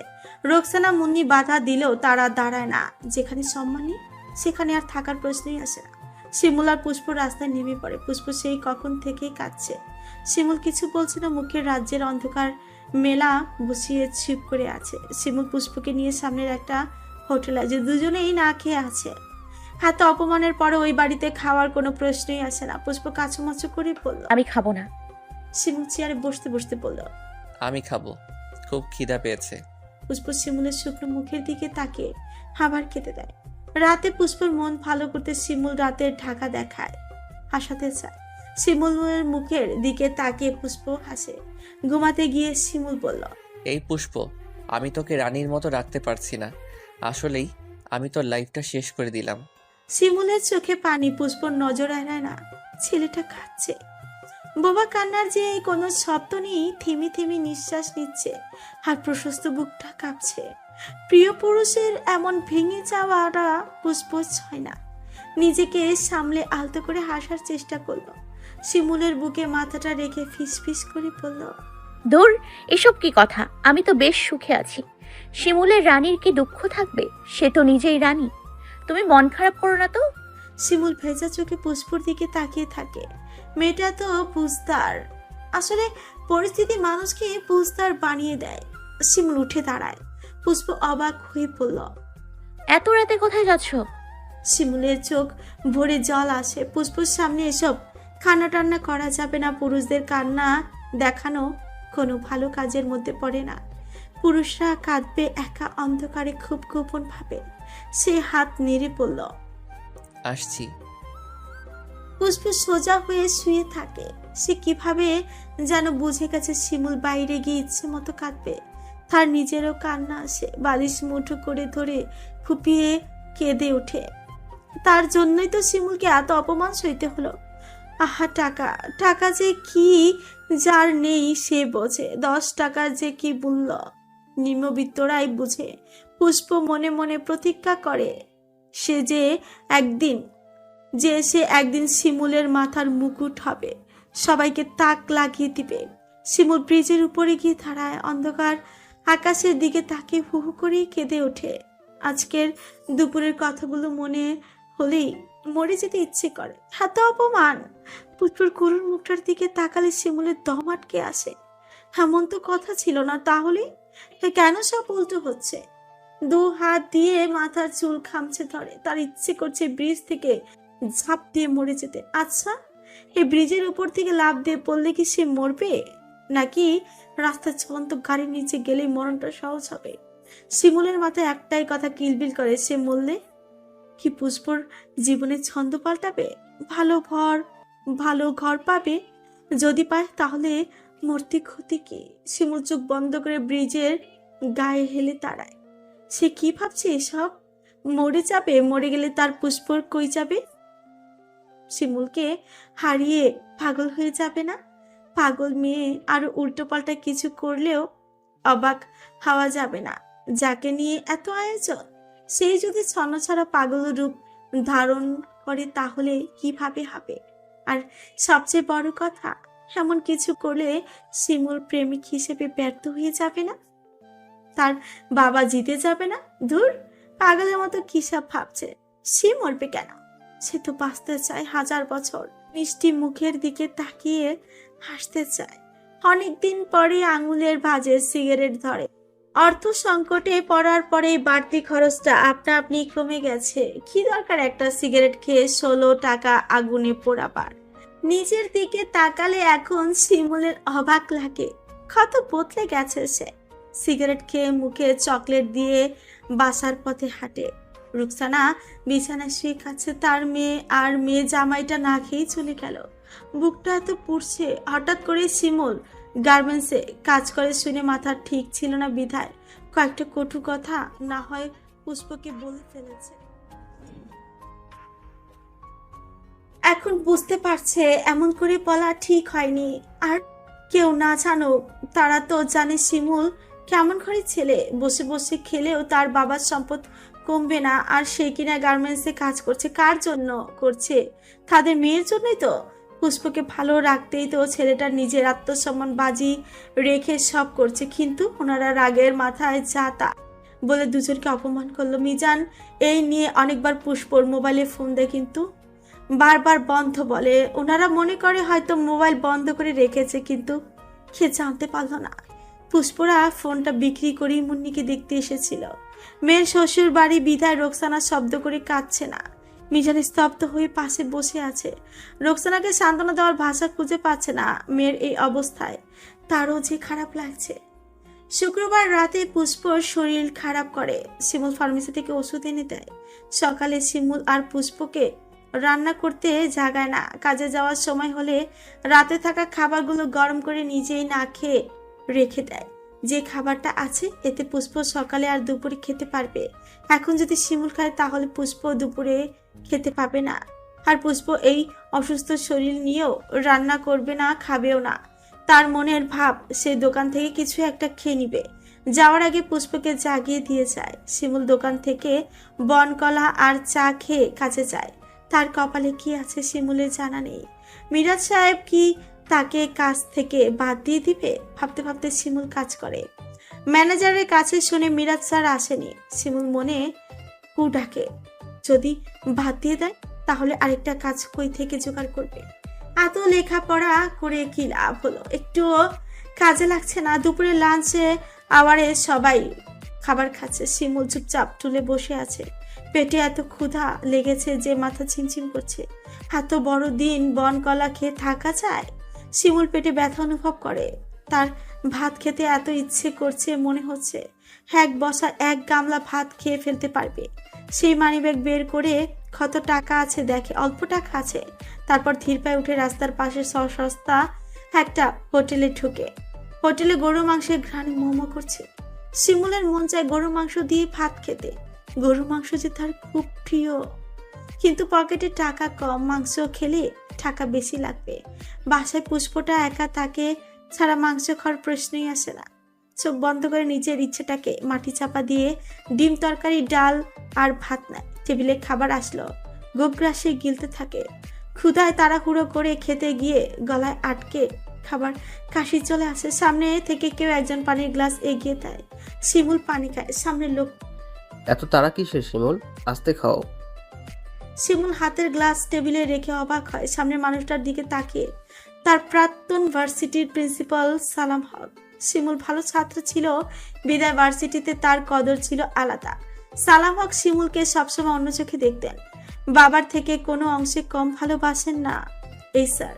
কিন্তু শিমুলের জানা মতে স্যারের টাকার অভাব নেই। তাহলে এই সস্তার হোটেলে স্যার কি করছেন? সে সালাম হককে এই স্থানে আশা করেনি। অবিশ্বাস্য গলায় বলল, স্যার আপনি? সালাম হক হাসে, শিমুলের দিকে তাকিয়ে বলে, খাওয়া শেষ করো মাই বয়, খাওয়ার মাঝে কথা বলা ভালো কাজ নয়। শিমুল অপ্রস্তুত ভাবে ডিমের কুসুম মুখে দেয়। সালাম হক চোখ ভুলিয়ে হোটেলটা দেখে। এখনো প্রায় সময় তিনি এই হোটেলে খাবার খেতে চলে আসে। শিমুলের অবস্থা দেখে, কাপড় চোপড়ের নমুনা দেখে তার অভিজ্ঞ চোখ পরিস্থিতি বেশ টের পাচ্ছেন। তিনি অতীতের সুন্দর সময়ের কথা মনে পড়ে যায়। তার স্ত্রী শাহিদাকে নিয়ে ঢাকায় আসার পরে কি কষ্টে দুজন দিন কাটিয়েছে। একটা রড ফ্যাক্টরিতে কাজ করে দিন কাটিয়েছে, প্রায় এই হোটেলে ভাত খেত। তাই তো এখনো মাঝে মাঝে এখানে খেতে আসে। সালাম হকের মনে হয় দামি দামি রেস্টুরেন্টে খেয়েও এমন শান্তি লাগে না যতটা এই হোটেলে খেয়ে লাগে। ভার্সিটিতে পড়ে পাশ করার পর তখনকার স্যাররা তাকে ভার্সিটিতেই চাকরি দেয়। সেই থেকে সালাম হকের দিন ঘুরে। আজ সে এই ভার্সিটির প্রিন্সিপাল। কত টাকা, বাড়ি গাড়ি হয়েছে, কিন্তু অতীতের কথা মনে হলেই বুকে চিনচিন করে ব্যথা করে ওঠে। শিমুল খাওয়া শেষ করে তার কেন জানি স্যারের দিকে তাকাতে লজ্জা লাগছে। সালাম হক ওয়েটারকে ডেকে দধি অর্ডার করে। দধি আসলে খেতে খেতে বলে, বুঝলে শিমুল, এটা হলো আমার প্রিয় হোটেল। এই হোটেলের ডাল, আলুর ভর্তা, শুটকির ভর্তা, সবজি সব আমার প্রিয় খাবার। স্যারের কথায় কি বলা যায় শিমুল খুঁজে পায় না। প্রতি উত্তরে একটু হাসার চেষ্টা করে সালাম হক নিজেই বলে, তুমি এখানে যে? শিমুল দ্বিধায় পড়ে যায়। গার্মেন্টসের কথা বলা উচিত কিনা বুঝতে পারছে না। মাথা চুলকে পড়ল। স্যার কাজ করি। সালাম হক শিমুলের মনোভাব বুঝতে পারেন। তিনি খুব স্বাভাবিকভাবেই বললেন, কোন গার্মেন্টসে? শিমুল থমকায়। লজ্জায় মাটির নিচে ঢুকে যেতে ইচ্ছে করছে। স্যার বুঝে গেছে এই স্যারই শিমুলকে লেকচারার হিসেবে ভার্সিটিতে জয়েন করার কথা বলেছিল। তখন শওকত হালাদারের কথায় সব ছেড়ে ছুড়ে চলে গিয়েছিল। সে মাথা নিচু করে টেবিলে থাকা সস্তা টিস্যু পকেটের দিকেই তাকিয়ে থাকে। সালাম হক শিমুলের লজ্জা মাখা মুখ দেখে বলল, সামনের গলির পরে যে রড ফ্যাক্টরিটা আছে না, আগে আমি ওটায় কাজ করতাম। যা টাকা পেতাম তা দিয়ে নিজের পড়া চালাতাম, আর তোমাদের ম্যাডামকে নিয়ে থাকতাম। স্যারের কথাগুলো শুনে শিমুল অবাক হয়ে তাকায়। স্যারের বর্তমানে যা অবস্থা কেউ কখনো কল্পনাও করতে পারবে না। স্যার রড ফ্যাক্টরিতে কাজ করেছে। শিমুলও ভাবতে না যদি স্যার নিজের মুখে না বলতেন। শিমুল আস্তে করে বলল, সামনের গার্মেন্টসে। সালাম হক বলল, তুমি লজ্জা পাচ্ছ নাকি? আরে লজ্জা পাওয়ার কিছু নেই। হোঁচট না খেলে জায়গা চিনবে কিভাবে? এই যে সময়টা কাটাচ্ছ, এক সময় গিয়ে মনে হবে জীবনের সব থেকে গুরুত্বপূর্ণ সময় এটা। এই সময়টা থেকে অনেক কিছু শেখার আছে। জীবনের প্রতিটা পদে পদে এই সময়টার কথা মনে হবে, আর তুমি শক্তি পাবে। স্যারের কথায় শিমুল সহজ হয়। অল্প বিস্তার কথা স্যারকে খুলে বলে, দীর্ঘশ্বাস ফেলে। অনেক চাকরির জন্য চেষ্টা করেছি, এখনো করছি, কিন্তু হচ্ছে না। সালাম হক বললেন, এখনই ভেঙে পড়ছো যে? শক্ত থাকবে, দেখবে বিপদ আসলেও মোকাবেলা করতে কোনো সমস্যা হবে না। আর এতদিন হলো আমাকে একবার স্মরণ করতে। শিমুল অকপটি বলে, লজ্জায় আপনার কাছে যাইনি। লেকচারার হওয়ার প্রস্তাব দিয়েছিলেন আর আমি ফিরিয়ে দিয়েছিলাম। লজ্জায় কি জীবন চলছে? নিশ্চয় চলছে না। পুরুষদের লজ্জা থাকতে নেই। সমস্যা ঠিক জায়গায় গিয়ে তুলে ধরতে না হলে সমাধানের আশা করা বোকামি। শিমুল মুগ্ধ চোখে সালাম হকের দিকে তাকিয়ে থাকে। আগেও তিনি শিমুলকে এভাবে পোছাতেন, এখনো পোছাচ্ছে। সালাম হক মাথা নেড়ে বলল, বিকেলে ভার্সিটিতে যাবে, ঠিক আছে? শিমুল মাথা নেড়ে সায় দেয়। সালাম হক উঠে দাঁড়ায়, মুচকি হেসে বলল, শিমুল, তুমি যেভাবে ভাত খেলে, তোমাকে দেখে আমার মনে হলো আমি যুবক বয়সে আমাকেই দেখছি। বিকেলে দেখা হচ্ছে তাহলে। আস্তে করে উনি বেরিয়ে যায়। যাওয়ার আগে বিল দিতে ভুলে না। শিমুল না করলে বাচ্চাদের যেভাবে তার বাবা চোখ রাঙিয়ে না করে, ঠিক সেভাবেই না করে। গার্মেন্টসে ঢুকতে একটু লেট হয়ে যায়। দারোয়ানকে অনেক বুঝিয়ে বেরিয়েছিল, এখন গিয়ে দেখে মিরাজ সাহেব দারোয়ানকে বকাঝকা করছে। শিমুলকে দেখে ইচ্ছে মতো কথা শোনে। এক পর্যায়ে বলে আর কাজে আসতে হবে না। আসলে সেদিন শিমুল ওনার কথার উপর কথা বলেছে আর বউ নিয়ে নাকের ডগা দিয়ে চলে এসেছে। এটা ওনার গায়ে লেগেছে, তাই তো শিমুলকে তাড়াতে চাইছে। শিমুলের মাথা ধরে যায়, আস্তে করে বেরিয়ে আসে। মনে মনে রাজ্যের যত বিশ্রী গালি আছে সব উগরে মিরাজের উপরই দেয়। সালাম হকের আদেশ অনুযায়ী হাঁটতে হাঁটতে ভার্সিটিতে যায়। সালাম হক যেন শিমুলের অপেক্ষায় ছিল। হাসার সাথে সাথে বলল, শিমুল, ইংরেজিতে মাস্টার্স করেছো না? ওনার মনোভাব শিমুল বুঝতে পারে না, বোকার মতো মাথা নেড়ে হ্যাঁ বলে। ইংরেজি পড়তে পারবে না? পারবে তো? আমার স্টুডেন্ট, আমি জানি না। শিমুল এবার ওনার কথা আর মানে বুঝতে পারে। সারা শরীরে এক অজানা উত্তেজনায় ছেয়ে যায়। চোখের পলক কয়েকবার ফেলে পড়ল। স্যার। সালাম হক শিমুলের দিকে না তাকিয়ে ফাইল হাতে নিয়ে বলে, শনিবার থেকে জয়েনিং। শিমুল অবিশ্বাস্য চোখে তাকিয়ে থাকে, তারপর খুশিতে সালাম হককে জড়িয়ে ধরে ফেলে। পরে মুহূর্তেই মনে হয় জড়িয়ে ধরাটা বেশি করে ফেলেছে, ওনাকে ছেড়ে বলে, স্যার সরি, আসলে। শিমুল আর কিছু বলতে পারে না, তার গলা কেঁপে ওঠে। সালাম হক কাঁধে হাত রেখে বলল, সমস্যা নেই, যাও বাসায় যাও। বাসায় আসার বাকিটা পথ শিমুল পারে না, উড়ে উড়ে চলে আসে। গলিতে এসে এক প্রকার দৌড়ে বাসায় ঢুকে। পুষ্প কিছু বুঝে ওঠার আগে শিমুল পৌরশালী গলায় চিৎকার করে ওঠে। পুষ্প ভয় পেয়ে যায়। শিমুলের চিৎকারে তার হাত পা কাঁপে। শিমুল এসবে তোয়াক্কা করে না, পুষ্পকে পাজা কোলে নিয়ে ঘুরতে ঘুরতে বলে, বউরে চাকরি তো হয়ে গেছে রে বউ। শিমুলের কথা পুষ্প হতবাক, কথা বলার শক্তি যেন ফুরিয়ে গেছে। চোট নেড়ে কোনো রকমে বল, সত্যি? শিমুল মাথা ঝাঁকায়। একটা চাকরি যে তাদের দুজনের কাছে কি, এটা শুধুমাত্র তারাই জানে। শিমুলের কথা যেন পুষ্পের বিশ্বাস হয় না। সে মাথা নেড়ে বলে, আসলেই? এসব নিয়ে একদম মজা করবে না, বলে দিলাম। অনেকদিন পরে শিমুলের মুখে খুশির ঝলকানি। পুষ্পর নজর এড়ায় না, এতে শিমুলের কথার সত্যতা যাচাই করে নেয়। সে শিমুলের খুশিতে উজ্জ্বল মুখের দিকে তাকিয়ে খেতে দেয়। হাত দিয়ে শিমুলের গলা আঁকড়ে ধরে। শিমুল থেমে বলে, আরে এখন কাঁদো কেন?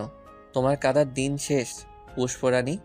তোমার বর ভার্সিটির লেকচারার হয়ে গেছে, শনিবার থেকেই জয়েনিং।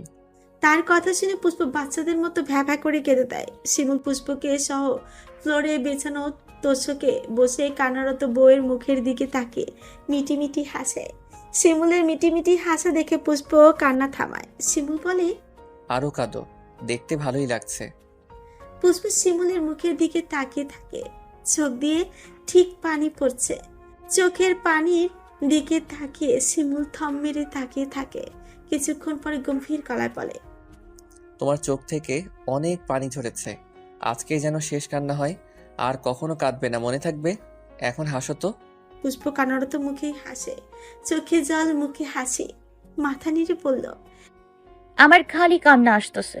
এইটা বলে আবার খেতে দেয়। শিমুল কিছু বলে না, সে জানে পুষ্প খুশিতে কাঁদছে। থাক কাঁদুক, মাঝে মাঝে কাঁদার প্রয়োজন হয়। রাতে শিমুল পুষ্পকে নিয়ে বাহিরে খেতে যায়। দুজনে খাওয়ার পরে কতক্ষণ হাঁটে, তারপর দুজনে ব্রিজের উপর গিয়ে দাঁড়ায়। রাতের খোলা বাতাস এসে এলোমেলো ছুটে দুজনকে ছুঁয়ে দেয়। পুষ্প মুগ্ধ চোখে রাতের ঢাকা দেখে। আজকে রাতের ঢাকা দেখতে ভালো লাগছে। শিমুল পুষ্পর হাত ধরে টেনে দুজনের মাঝে কিঞ্চিত দূরত্ব ঘুচিয়ে দেয়। তাদের বিয়ের বছর পেরিয়ে গেছে, কিন্তু শিমুল পুষ্পর কোনো শখ আহ্লাদ পূরণ করতে পারেনি। আসলে পুষ্প কোনো শখ করেইনি। সে সবসময় শিমুলের পকেটের খবর জেনে কিছু চায়, কিন্তু শিমুলের ইচ্ছে করে বউকে এটা সেটা কিনে দিতে। বিয়ের পরে এখনো দুজনে কোথাও ঘুরতে যায়নি। শিমুলের ইচ্ছে করে দূরে পাহাড় ঝর্ণা ঘুরে আসতে, কিন্তু টাকার কারণে যাওয়া হয় না। একদিন টাকা হবে, কিন্তু এই শখের বয়সটা আর থাকবে না। তখন মানিব্যাগ ভর্তি টাকা থাকবে, কিন্তু কিছু খেতে, ঘুরতে বা কিনতে ইচ্ছে করবে না। শিমুল দীর্ঘশ্বাস ফেলে পুষ্পর কাঁধে চোয়াল ঠেকিয়ে বলে, খুব ভালোবাসি পুষ্পরানী। পুষ্প দূরে টিম টিম করে জ্বলা লাল বাতিটার দিকে তাকিয়ে হাসে। এই পুরুষটা তার জীবনের সব থেকে বড় পাওয়া। যত রকমে একটা মেয়েকে সুখী করানো যায় সবটা শিমুল করে। নিজস্ব সর্বস্ব উজাড় করে সে তার পুষ্পরানীকে ভালোবাসে, সুখে সুখে সর্বসুখী বানাতে চায়। শিমুলের এমন সহজ স্বীকারোক্তি শুনে পুষ্পর মনে ভালো লাগার পরিমাণ বাড়ে। হাত দিয়ে শিমুলের উস্কো খুস্কো চুলে আঙ্গুল বুলিয়ে বলে, ভালোবাসি শিমুল রাজা। রাতে বাসায় ফেরার পরে শিমুল পুষ্পর সান্নিধ্য ছাড়ে না। আজকে তার রাজত্ব চলবে, কোনো নাটা চলবে না। আজকে দুজনের খুশির দিন। তার পাশে যদি থাকে পুষ্পর মতো প্রিয় রমণী, তাহলে কোনো কথা শুনতে বা মানতে চাইকে। শিমুলের বেসামাল কথায় আদুরে আবেশে পুষ্প কিলকিল করে হেসে ওঠে। শিমুল মুগ্ধ নয়নে এই পবিত্র হাসি দেখে। এমন কঠিন পরিস্থিতিতে মেয়েটা যেভাবে তাকে সান্ত্বনা দিয়েছে, এটাই শিমুলের শক্তি, এগিয়ে যাওয়ার অনুপ্রেরণা। পুষ্প শিমুলের চোখের দিকে তাকিয়ে বলে, কি দেখো? তোমাকে। পুষ্প লাজুক হাসে। ছেলেটা এত সহজ সব স্বীকারোক্তি করে নেয়। হতে পারে তাদের টাকা কম, কিন্তু ভালোবাসা একদম ভরপুর। পুষ্প মনে মনে ভাবে, আচ্ছা শিমুলের টাকা হলে ও কি এভাবেই ভালোবেসে সহজ স্বীকারোক্তি করবে? কাঙাল হয়ে ভালোবাসা চাইবে, নাকি পুষ্প থেকে দূরত্ব বাড়িয়ে দিবে? পুষ্পর মনে খচখচানি চেপে রাখতে না পেরে শিমুলের বুকে নাক ঘষে আদুরে গলায় বলল, যখন তোমার অনেক টাকা হবে তখনও কি আমাকে এভাবে ভালোবাসবে? শিমুল ভ্রু কুঁচকে বলল, টাকার সাথে ভালোবাসার কি সম্পর্ক? না, টাকা হলে যদি ভালো কম বাসো। দূর পাগলি, তুমি আমার রানী। রাজার কাছে রানীর গুরুত্ব সব সময় বেশি। আমার খারাপ সময়ে যে পাশে থেকেছে, আল্লাহ চাইলে ভালো সময় আসলে তাকে ভুলে যাওয়ার প্রশ্নই আসে না। শিমুলের উত্তর শুনে পুষ্প খুশি হয়। আল্লাদি গলায় বলল, কখনো কষ্ট দেবে না, আমি একদম সইতে পারবো না, মরে টরেও যেতে পারি। শিমুল হাসে। পুষ্পকে কষ্ট দেওয়ার প্রশ্নই আসে না, তাকে সুখে রাখতেই তো এত লড়াই। পুষ্পর ফর্ম ফিল আপের জন্য টাকার দরকার। শিমুলের হাতে সামান্য টাকা আছে। শিমুলের হাতের মোবাইলটা বিক্রি করে দেয় পলাশ। যদিও শিমুলকে টাকাটা দিতে চেয়েছিল, কিন্তু শিমুল নেয়নি। এই দুর্গম পথে কারো সাহায্য ছাড়াই জয়ী হতে চায়। পুষ্প একবার বলেছিল, পরীক্ষা না দিই, এই অবস্থায় এতগুলো টাকা কোথায় পাবো? শিমুল কঠিন চোখে তাকিয়ে বলেছে, পরীক্ষা না দেই মানে? কার জন্য এত কষ্ট করছি মাথায় ঢুকিয়ে নাও। তোমাকে অনেক পড়তে হবে পুষ্প। পুষ্প মাথা নিচু করে ফেলে। তাকে নিয়ে শিমুলের অনেক স্বপ্ন। মোবাইল বিক্রির অর্ধেক টাকা গ্রামে পাঠিয়ে বাকি টাকা দিয়ে শিমুল 2টা প্যান্ট আর 2টা শার্ট কিনে। ভার্সিটি তো ও আর যেমন তেমন করে গেলেই হবে না। সে শিক্ষক মানুষ, শালীনতা বজায় রেখে সুশীল পোশাকে যেতে হবে। চুল দাড়ি কেটে নিজেকে চলনসই করে। অবশেষে কাঙ্ক্ষিত দিন আসে। শিমুল ভার্সিটিতে যায়। সব শিক্ষকরা তাকে স্বাগতম জানায়। সব স্টুডেন্টের সাথে পরিচয় করিয়ে দেয়া হয়। কিছুদিনের মাঝেই ছাত্রছাত্রীদের বেশ প্রিয় স্যারের জায়গা দখল করে নেয়। শিমুল বেশ বুঝতে পারে মেয়েরা যে তাকে মুগ্ধ চোখে দেখে। তার নাম যেমন, সে দেখতেও তেমন। এক দেখায় সবার নজর কাড়তে সক্ষম। শিমুল ভুল করে কোনো মেয়ের দিকে তাকায় না। সে জানে এটা ভার্সিটি, কলেজ না। ভার্সিটির মেয়েরা স্যারকে কিছু বলতে দ্বিধা করবে না। এই চাকরিটা তার সোনার হরিণের মতন, এটা হারানোর মতো কোনো কাজ করা যাবে না। এভাবেই কেটে যায় 1 মাস। ইদানিং তিহা নামের একটা মেয়ে সারাক্ষণ ফলো করছে। ব্যাপারটা শিমুলের ভালো লাগে না। সে বেশ বিরক্ত। শিমুল ভার্সিটি থেকে বেরিয়ে রিস্কার জন্য দাঁড়ায়। তখনই 3rd ইয়ারের ক্লাস টপার তিহা এসে পাশে দাঁড়ায়। শিমুল এক পলক তাকিয়ে আবার সামনে তাকিয়ে থাকে।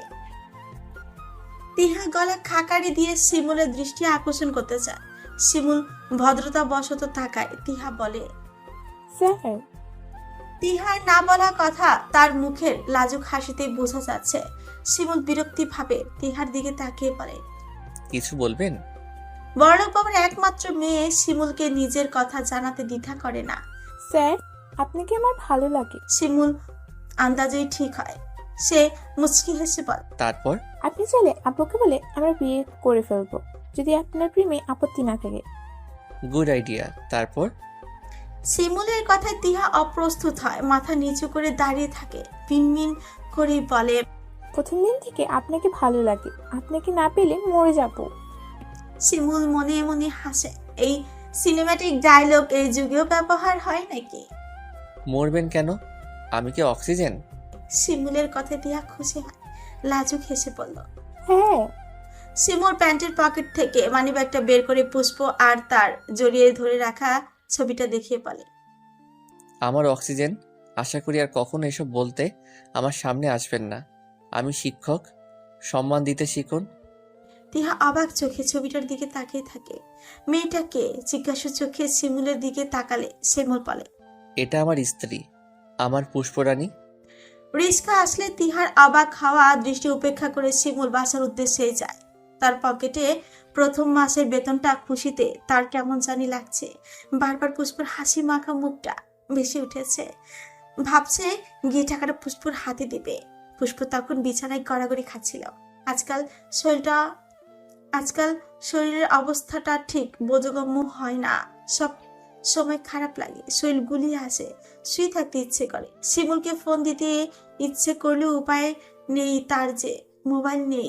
শিমুল একটা 1200 টাকার সেট ব্যবহার করে।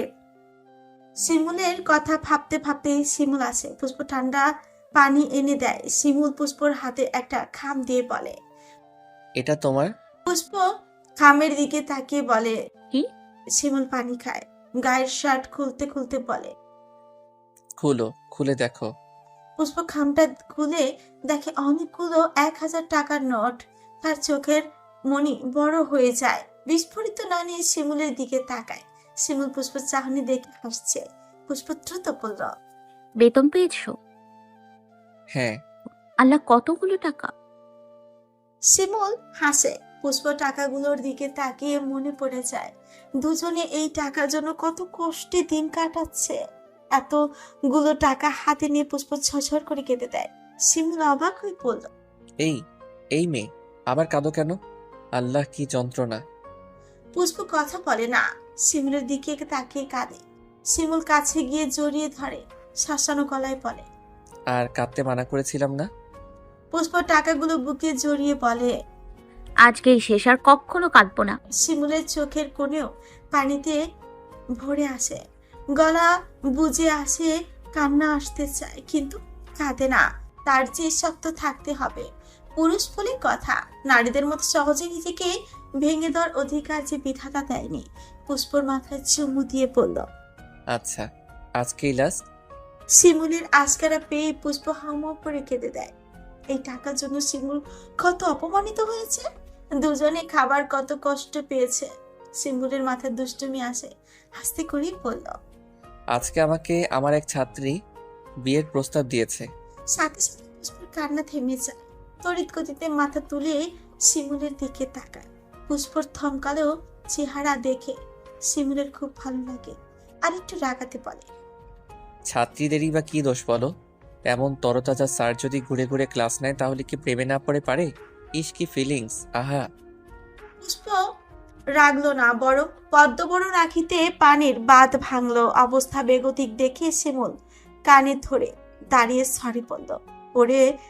পরে উপায় না পেয়ে আধ খোলা শার্ট গায়ে কানে ধরে উঠবোস করলো।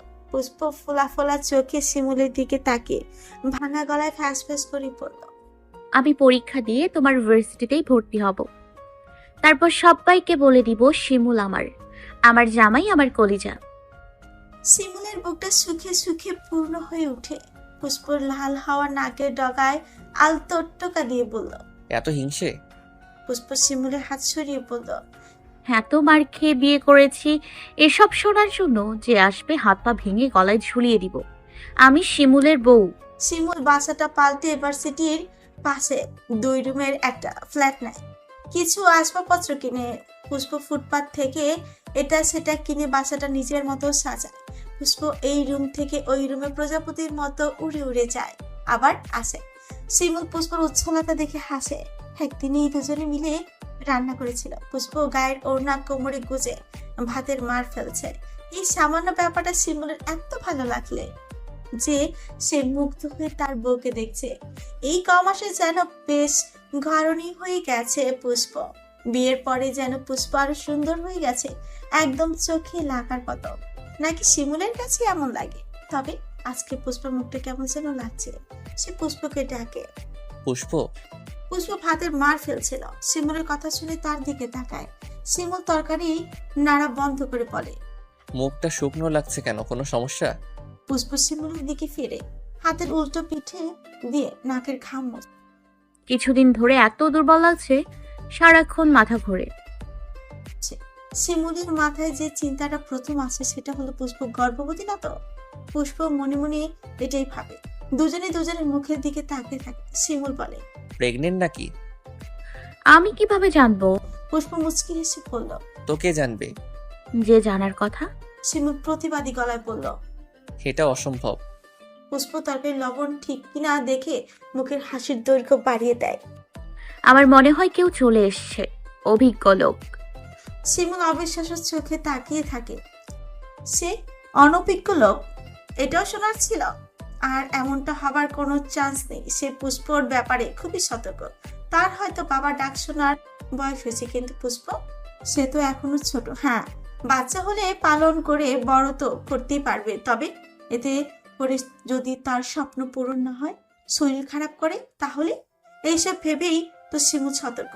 অন্য সব দম্পতিদের মতো তাদের পথটা সরল পথে চলেনি। তাদের পথটা দুর্গম। জীবনে উজ্জ্বল আলোর কাছে যাওয়া যেন তাদের জন্য একটা চ্যালেঞ্জ। শিমুল খানিক ভেবে বলল, চান্স নেই? এত কনফিডেন্সে? জি ম্যাডাম। মান্থলি ডেট 3 দিন ওভার কিন্তু। শিমুল থমকে যায়, তারপরই বলে, মাঝে মাঝে এমন হতে পারে। নো চাপ বেবি। পুষ্প মানে না, নাছুর বান্দার মতো বলল, কিন্তু আমার যে শরীর খারাপ লাগছে, প্রেগনেন্সির লক্ষণ আছে। ম্যাডাম আপনার কেন খারাপ লাগছে? বিকেলে ডাক্তার দেখিয়ে আনবো? পুষ্প কি ভেবে মন খারাপ করে বলল, আচ্ছা ধরো আমার পেটে সোনামণি চলে এসছে, বিকেলে গিয়ে পরীক্ষা করলাম, যদি পজিটিভ আসে তাহলে কি করবে?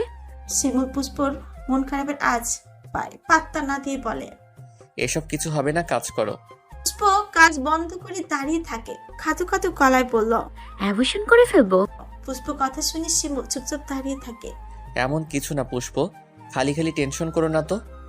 যদি হয় তাহলে করবে? শিমুল পুষ্পর দিকে এগিয়ে আসে। কি মনে হয়? পুষ্প কথা বলে না, তার চোখ ইতিমধ্যে পানিতে টলমল করছে। আমরা এত সতর্ক থাকার পরেও যদি আল্লাহ কাউকে পাঠাতে চায়, তাহলে আমরা আটকানোর কে? অ্যাবরেশন করা গুনাহ, আর এতে মায়েরও ক্ষতি হয়। সবচেয়ে ক্ষতি হয় যে মেয়েটার প্রথম সন্তানের বেলায় এটা করে। মেয়েদের শরীর খুব নাজুক। বাচ্চা নষ্ট করতে এই পথ অবলম্বন করলে দেখা যায় পরবর্তীতে আর বাচ্চাই হয় না। তাহলে দরকার কি? পুষ্প শিমুলের কথা মনোযোগ দিয়ে শুনে। শিমুল আবার বলে, পুষ্প তুমি এসব কেন ভাবছো? কিছু হবে না। বিকেলে দুজনেই ডক্টরের দেখিয়ে আসে। ডক্টরের চেম্বার থেকে বেরিয়ে শিমুল হেসে খোল। বারবার পুষ্পকে রাগাচ্ছে। পুষ্পর কথা অনুযায়ী প্রেগন্যান্সি টেস্ট করা হয়েছে, রিপোর্ট নেগেটিভ। রক্ত পরীক্ষা করা হয়েছে, ডাক্তারের ভাষ্যমতে পুষ্প রক্তশূন্যতা, তাই পিরিয়ড হয়নি। রক্তশূন্যতার কারণে শরীর দুর্বল, মাথা ঘোরানো, বমি ভাবে, শরীরে ক্লান্তি বোধ এইসব হচ্ছে। ওষুধ লিখে দিয়েছে, নিয়মিত খেতে বলা হয়েছে। পুষ্পর মন খারাপ। তার মনটা সারাদিনই মা হওয়ার স্বপ্ন দেখে ফেলেছিল। ছোট্ট ফ্ল্যাটে বাচ্চার কান্নার শব্দ কান পেতে শুনেছিল। বাচ্চাটা কার মতো হবে সেটাও একটু ভেবে নিয়েছিল, কিন্তু এখন সব স্বপ্নই তো শেষ। বুকটা কেমন জ্বলছে। আচ্ছা, সে কি মা হতে চাইছে? শিমুলের এত দুষ্টুমির কথাও যখন পুষ্পর রাগ করে না, তখন শিমুল পুষ্পর মন খারাপের ভাগিদার হয়। কি হলো? কিছু না। পুষ্পর মন খারাপের ভাগিদার হয় শিমুল। তুমি কি মা হতে চাইছো পুষ্প? পুষ্প সম্মতির চোখে শিমুলের দিকে তাকায়।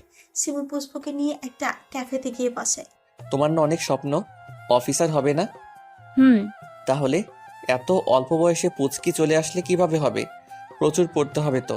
তোমার আরেকটু বয়স হোক, তখন না হয় আমরা বাচ্চার প্ল্যান করব। বাচ্চা হলে কি পড়া যায় না? কতজনেই তো বাচ্চা হলেও পড়ে। পরে কিন্তু তুমি পারবে না। পারব।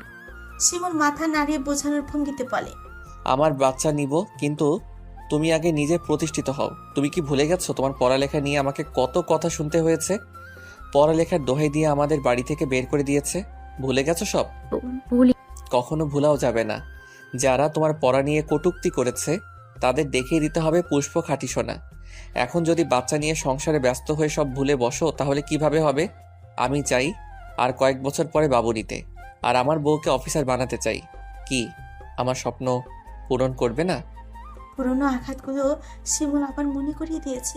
পুষ্প শিমুলের কাঁধে মাথা রেখে বলল, করব। শিমুল পুষ্পর কপালে চুমু খেয়ে বলে, মন খারাপ করে না সোনা। আল্লাহ চাইলে আমাদের মিষ্টি একটা কুট্টুস পাখি আসবে, অবশ্যই আরো বছর 5। পুষ্পর মন ভালো করতে শিমুল আর সে ঘুরে বেড়ায়। কতক্ষণ ডিস্কা করে ঘুরে তারপর ডিএসিতে যায়। সেখানে যে কত মানুষ, অনেকের বন্ধুদের সাথে আড্ডা দিচ্ছে, অনেক কপতি বসে সময় কাটাচ্ছে, অনেকে একা বসে আছে। শিমুল কিছুক্ষণ পুষ্পর হাত ধরে হাঁটে, তারপর দেয়ালে হেলান দিয়ে দাঁড়ায়। পুষ্প খেয়াল করে দেখে অনেক মেয়ে শিমুলকে দেখছে বললে ভুল হবে, প্রায় চোখ দিয়ে গিলে নিচ্ছে। সে শিমুলের দিকে তাকায়। ভার্সিটির প্রফেসর হিসেবে নিজেকে বেশ শালীন আর মার্জিত রাখে।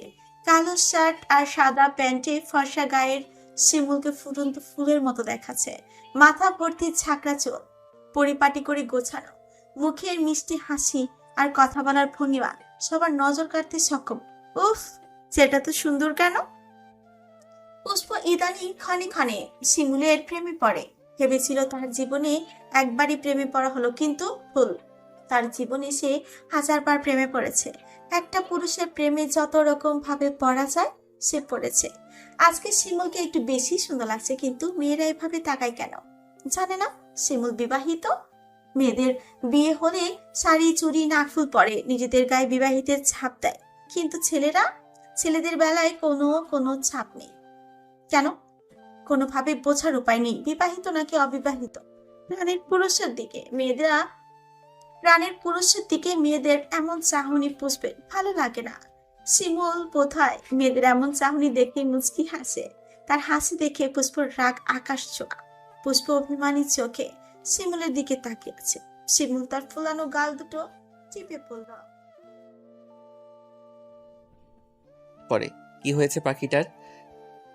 পুষ্প আবারও আশেপাশে মেয়েদের দিকে তাকায়। সব মেয়ে তোমাকে দেখে কেন? শিমুল তার চুলে হাত বুলিয়ে মুচকি হাসে। প্রেয়সীর বুকের জ্বলন বেশ টের পায়। পুষ্পকে রাগাতে এত ভালো লাগে তাই বলল, গাল ফুলেছে কেন? দেখার জিনিস তো দেখবেই। পুষ্প সাথে সাথে শিমুলের গা ঘেঁষে দাঁড়ায়, নাক ফুলিয়ে অধিকারের সাথে বলল, তুমি আমার জিনিস, শুধু আমার। শিমুল হাসে, মেয়েটা থেকে এত ভালোবাসে। হ্যাঁ, তোমার, কিন্তু ওরা তো আর জানে না। জানিয়ে দাও। কি দরকার? আমাকে এভাবে প্রেম প্রেম চোখে দেখছে, ভালোই তো লাগছে। খুব শখ। একেই বলে পুরুষ মানুষ, প্রেম করলে জান প্রাণ, বিয়ের পরে সরে দাঁড়ান। শিমুল মুচকি হেসে এক হাতে পুষ্পকে তার দিকে চাপিয়ে নেয়। সরে দাঁড়াতে হবে না রে বউ, সারা জীবন কাছে রাখার জন্যই তো এত সংগ্রাম। শিমুলের কথায় পুষ্পর অভিমান কমে। শিমুলের শার্টের বোতামে হাত বুলিয়ে বলে, তোমাকে কেউ দেখলে আমার ভালো লাগে না, কেমন যন্ত্রণা লাগে। তারপর বুকে হাত দিয়ে বলল, এখানে ব্যথা করে জান। পুষ্প আদুরি গলায় কথাগুলো শুনে শিমুলের মুখে হাসি ফুটে ওঠে। আস্তে করে বলল, তাই? হ্যাঁ, কোনো মেয়ে যখন দেখে তখন আমার এত খারাপ লাগে। শিমুল মুগ্ধ চোখে পুষ্পর দিকে তাকিয়ে থাকে। পুষ্প আলতো গলায় বলে, তোমার প্রেম চোখে দেখার অধিকার শুধু আমারই থাক, অন্য কেউ প্রেম চোখে দেখার আগে আমার মরণ হোক। শিমুল সাথে সাথে জোরে চিৎকার করে বলল, সবাই শুনেন, আমি বিবাহিত, এই মিষ্টি মেয়েটা আমার বউ। পুষ্প মুখে হাত চেপে দাঁড়িয়ে থাকে। সে এতটা কল্পনাও করেনি আশেপাশে সবাই হতভম্ব হয়ে তাদেরকে দেখছে। অনেকেই ভাবছে ছেলেটা পাগল নাকি। বিবাহিত ভালো কথা, এভাবে চোরে চোরে বলতে হবে? শিমুল পুষ্পর মুখে হাত থেকে হাত সরায়, চুপ করেই চোখ মেরে বলল, সবাইকে জানিয়ে দিলাম পুষ্পরানী, আপনার কি আর কোনো ইচ্ছা আছে? থাকলেই প্রজাকে বলে ধন্য করুন। শিমুলের কাজটা হয়তো সামান্য, কিন্তু এই সামান্য কাজটা পুষ্পকে যে কি খুশি দিয়েছে এটা প্রকাশ করার মতো না।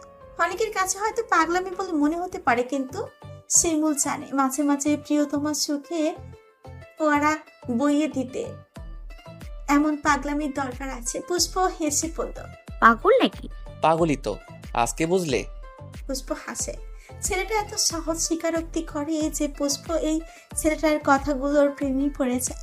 পুষ্প দূরে একজোড়া শালিক পাখির দিকে তাকিয়ে পড়ল। পড়ে গেছি। কোথায়? তোমার প্রেমে। শিমুল আহ্লাদি গলায় পড়ল। তুমি প্রেমে পড়ো, ওঠো, কিন্তু আমি যে সেই পিচ্চির প্রেমে পড়লাম আর উঠতেই পারি না, ক্ষণে ক্ষণে ডুবে মরি। ইস, এমন একটা কাজ করেছো, সবাই কিভাবে দেখছে। বাসায় যাব, সবাই দেখছে। দেখুক, লজ্জা পাচ্ছ? এত লোকের মাঝে পুষ্প পায়ের পাতায় ভর দিয়ে উঁচু হয়ে শিমুলের গালে তার নরম ঠোঁট দিয়ে ছুঁয়ে দেয়। ফিসফিস করে পড়ল। বাসায় যাব, সবাই দেখছে, আমার খুব লজ্জা লাগছে। চুমু টুমু দিয়ে এখন লজ্জা? পুষ্পর পরীক্ষা আর মাত্র 2 দিন বাকি। পুষ্প তার আব্বার বাড়িতে থেকে পরীক্ষা দিবে। বাবা মা যতই যাই বলুক, ছেলে মেয়ে কি রাগ অভিমান করে থাকতে পারে? পুষ্প পারেনি। হয়তো মনের গহীনে দাঁতটা দগদগে হয়ে আছে, কিন্তু উপরে শান্ত। পুষ্পকে শিমুল দিয়ে আসবে। 1 মাস 13 দিন লাগবে পরীক্ষা শেষ হতে। এতদিন শিমুলকে ছাড়া থাকতে হবে বিধায় পুষ্পর মন প্রচন্ড খারাপ। বারে বারে চোখের পানি কোণে জমে উঠেছে। ওড়না দিয়ে চোখ মুছতে মুছতে চোখের বর্ণ লাল আকার ধারণ করেছে। শিমুল সূক্ষ্মভাবে সব পর্যবেক্ষণ করছে। পুষ্প নিঃশব্দে কান্না দেখে বলতে পারে না, আমারও কষ্ট হচ্ছে। পুষ্প। হঠাৎ পুষ্প শিমুলের গলা আঁকড়ে ধরে পড়ল। তুমি আমার সাথেই থাকবে, তা না হলে আমার পরীক্ষা ভালো হবে না। শিমুল আস্তে ধীরে পুষ্পকে নিজের বাহু ডোরে আটকে পড়ল। আমার ভার্সিটি আছে না? তা না হলে থাকতাম। তুমি মন দিয়ে পরীক্ষা দিও, আমি প্রতি শুক্রবারে যাব। পুষ্প কান্না গলায় পড়ল। আমি না থাকলে তুমি আবার টিয়ার সাথে প্রেম করবে না তো? শিমুল হতভম্ব হয়ে পড়ল। এত সন্দেহ? এটা সন্দেহ না, ভয়। তোমাকে হারিয়ে ফেলি কিনা তার ভয় পাই। বিশ্বাস করো, তোমাকে হারালে আমি মরে যাব, আমার দুনিয়া অন্ধকার হয়ে যাবে। শিমুল স্তব্ধ হয়ে তাকিয়ে থাকে।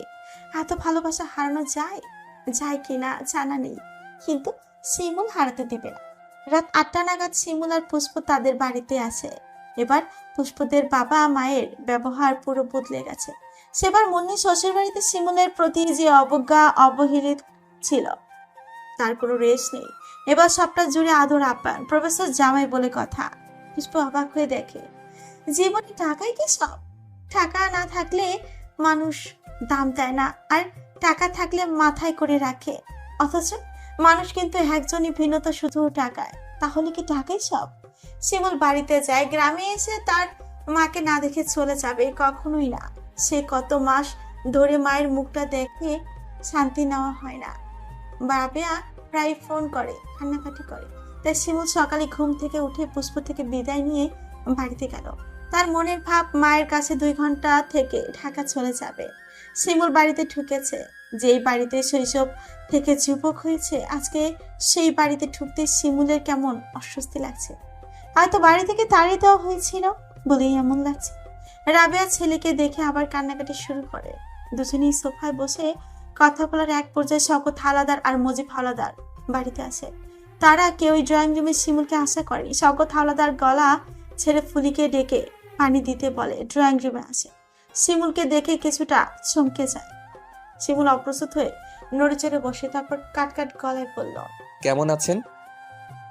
শওকত হাওলাদার নিজের ঘরের দিকেই পা বাড়াচ্ছিলেন, কিন্তু শিমুলের কথা শুনে দাঁড়ায়। আস্তে করে সোফায় বসে, কোনো দৃষ্টি মিলে শিমুলের দিকে তাকায়। ছেলেটা কি একটু শুকিয়ে গিয়েছে? হয়তো। শওকত হাওলাদার ইদানিং বেশ শূন্যতা অনুভব করেন। শিমুল ছাড়া তিনি কতটা অচল তা হাড়ে হাড়ে টের পান। আস্তে করে বলল, ভালো। তোমার কি অবস্থা? শিমুল তার আম্মার দিকে তাকায়। রাবে অবাক হয়ে স্বামীকে দেখছে। শিমুল বলল, আলহামদুলিল্লাহ। মজিব হাওলাদার ঠেস দিয়ে বলল, কি করছো ঢাকায়? টার্মেন্টসে কাজ করছো নাকি? বাবার কথা শওকত হাওলাদার বিরক্ত। ছেলেটাকে এসব না বললে হচ্ছে না। মজিব হাওলাদারের কে কিছু বলার আগে শিমুল জবাব দেয়। শিমুল মুচকি হেসে মুজিব হাওলাদারের দিকে তাকায়। গার্মেন্টসে কি মানুষ কাজ করে না? গরু ছাগল কাজ করে নাকি? তাহলে গার্মেন্টসকে নিয়ে এত অবহেলা কেন? অনেক মানুষ আছে গার্মেন্টসে কাজ করে সংসার চালায়। শিমুল থামার পরে রাবেয়া গর্বের সাথে বলল, আমার শিমুল ভার্সিটির প্রফেসর। শওকত হালাদার চমকে শিমুলের দিকে তাকায়। প্রফেসর? ওনার চমকে তাকানোটা শিমুলের চোখে পড়ে। ভেবেছিল কিছুক্ষণ থাকবে, কিন্তু তা আর সম্ভব না। পেশকারা শুনে হতভম্ব। শিমুল ভার্সিটিতে পড়ায়? বেতন কত? গলা বাড়িয়ে পড়ল। ভাই তোর বেতন কত রে? পেশকারা কথা শুনে শিমুল হাসে। ভাই, কত যন্ত্রণা যে এই মহিলা তাদের দিয়েছে তা তারাই জানে। সে দাম্ভিকতার সাথেই বলল, বউ পালতে পারছি। শিমুল কোন কথার পিঠে এই কথা বলেছে শওকত হালাদার ঠিক বুঝতে পারছে। আজকে তার মনে হচ্ছে এত ছোট একটা মেয়ের সাথে একটু বেশি অন্যায় করে ফেলেছেন। এতটা না করলেও হতো। আর পুষ্পর সাথে এমন না করলে হয়তো শিমুল ঢাকামুখী হতো না, আর তার এই দুর্দশার দিনও আসতো না। শিমুল উঠে দাঁড়ায়, হাতের ছাইরঙা ঘড়ির দিকে তাকে সময় দেখে। মা আসি তাহলে? রাবিয়া বাদশাতে। আব্বা দুপুরে খেয়ে যা। না আম্মা, রাস্তায় অনেক জ্যাম থাকে, আসি। শিমুল চলে যাচ্ছে। শওকত হালাদার বলতে ইচ্ছে করছে, শিমুল আর ঢাকা যাওয়ার কি দরকার? বাড়িতেই থেকে জানা, তুই না থাকলে বাড়িটা খালি খালি লাগে। আবার আমার হয়ে কাজ কর। তোকে ছাড়া আমি অসহায়। কিন্তু দাম্ভিকতার জোরে হেরে যাওয়ার জেদ নিজেকে আর মেলে দেয় না। মায়াটা মনের গহীনে চলে যায়। পেশকারা কিছু বলতে চাইলে শওকত হালাদার চোখ রাঙায়। ওনারা আজকেও এত কথা কিভাবে বলে? ওনারাই যত নষ্টের মেয়ে। শিমুল চলে যায়। সময় তার গতিতে ছন্দ করেই চলছিল। পুষ্পর আর মাত্র দুইটা পরীক্ষা বাকি। মিজান শেখের আসতে একটু দেরি হয়, বিধায় দুপুরে ভাত খেয়ে 3টা বেজে যায়। টেবিলে গিয়ে পুষ্প দেখে গরুর মাংস রান্না হয়েছে। গরুর মাংস দেখেই কিনা শিমুলের হাস্যজন মুখটা চোখে ভেসে ওঠে। তার শিমুল যে গরুর মাংস পছন্দ করে। রুকসানা পুষ্পর প্লেটে মাংস তুলে দেয়। পুষ্প খায় না, চুপচাপ মাংসের দিকে তাকিয়ে আছে।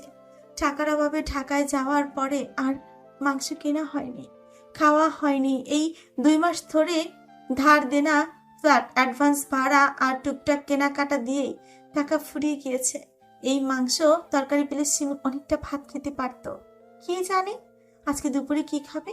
এই তরকারি কি পুষ্পের গলা দিয়ে নামবে? বুকটায় জ্বালা পোড়া হয়। সামান্য একটা তরকারি তো, তাও কেন জানি পুষ্পর চোখ ভরে পানি আসে। মা বাবার সামনে পানি দেখাতে চায় না, বিধায় উঠে বলে বাথরুম থেকে আসছে।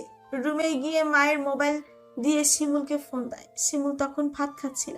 ফোন ধরে অস্পষ্ট গলায় বলল, পাখি, ভাত খাচ্ছি। এত দেরি কেন? মাত্র ভার্সিটি থেকে আসলাম।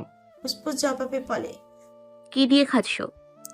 সকালে তাড়াহুড়োয় রান্নার সময় পাইনি, তাই আজকের স্পেশাল মেনু ছিল মসুর ডাল আর ডিম ভাজি। মাত্র এসেছি, রান্নার সময় পাইনি, সকালের যা ছিল তাই খাচ্ছি। পুষ্পর গলা ধরে আসে। কোনো মতে বলল, তোমার খাওয়ার খুব কষ্ট হচ্ছে তাই না? না রে বউ, কোনো কষ্ট হচ্ছে না।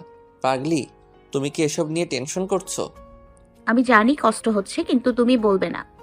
শিমুল কাঁধ বাঁকিয়ে মোবাইল কানে ছেকিয়ে বেসিংয়ে প্লেট ধুয়ে রাখে।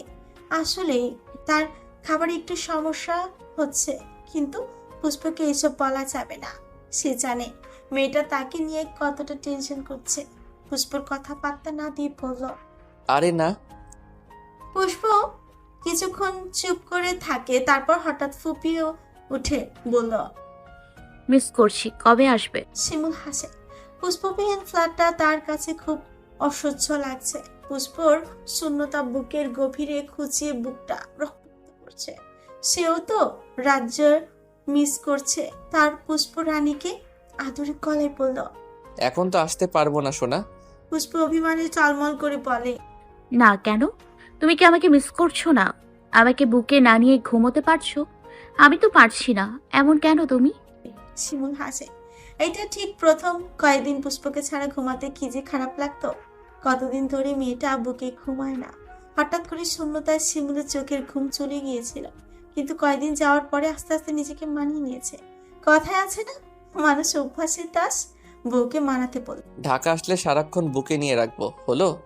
না হলো না, আমার আজকেই চাই, চাই মানে চাই। পরীক্ষাটা শেষ হোক, গিয়ে নিয়ে আসবো। এর মাঝে আর যাব না। আমি গেলেই দেখেছি তোমার পড়া হয় না। আমি পারবো, প্রমিস। আসো প্লিজ। ওরে আল্লাহ, বউটা কি খুব মিস করছে? পুষ্প আহ্লাদে গলে যায়। কিন্তু ভার্সিটিতে ক্লাস পরীক্ষা আছে, খাতা টাতা দেখতে হবে, খুব ঝামেলায় আছি। পুষ্প বুঝলো শিমুল আসবে না, মন খারাপ করে ফোন কাটে। কালকে শুক্রবার, কিন্তু শিমুল আসবে না।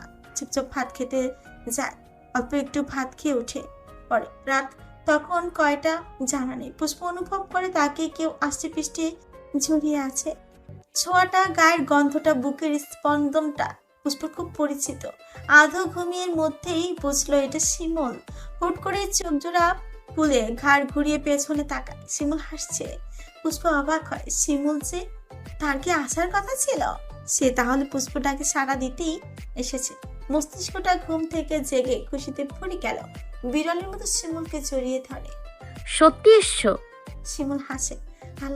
আহ্লাদে সামিল হতে তার কোনো কালে আপত্তি ছিল না। ফোনেই বুঝেছিল আজ রানীর মন খারাপের দিন। এত দূর থেকেও ঠিক প্রেয়সীর মন খারাপের আজ টের পাচ্ছিল। শিমুল থাকতে তার শিমুলতারির মন খারাপ থাকবে? অসম্ভব। তাই তো ছুটে আসা। পুষ্পকে ঘুমাতে দেখে আর জাগাতে ইচ্ছে করেনি। ফ্রেশ হয়ে শাশুড়ির আপ্যায়নে খাবার খেয়ে এসেছে। রুমে এসে এলোমেলো বউটাকে দেখে আর নিজেকে আটকাতে রাখতে পারেনি। পেছন থেকে আদুরে স্পর্শে জড়িয়ে নিয়েছে। শিমুল জানে পুষ্প জেগে যাবে। হলো তাই। জি রানী হুকুম করলো, না আসলে যে গর্দান যাবে।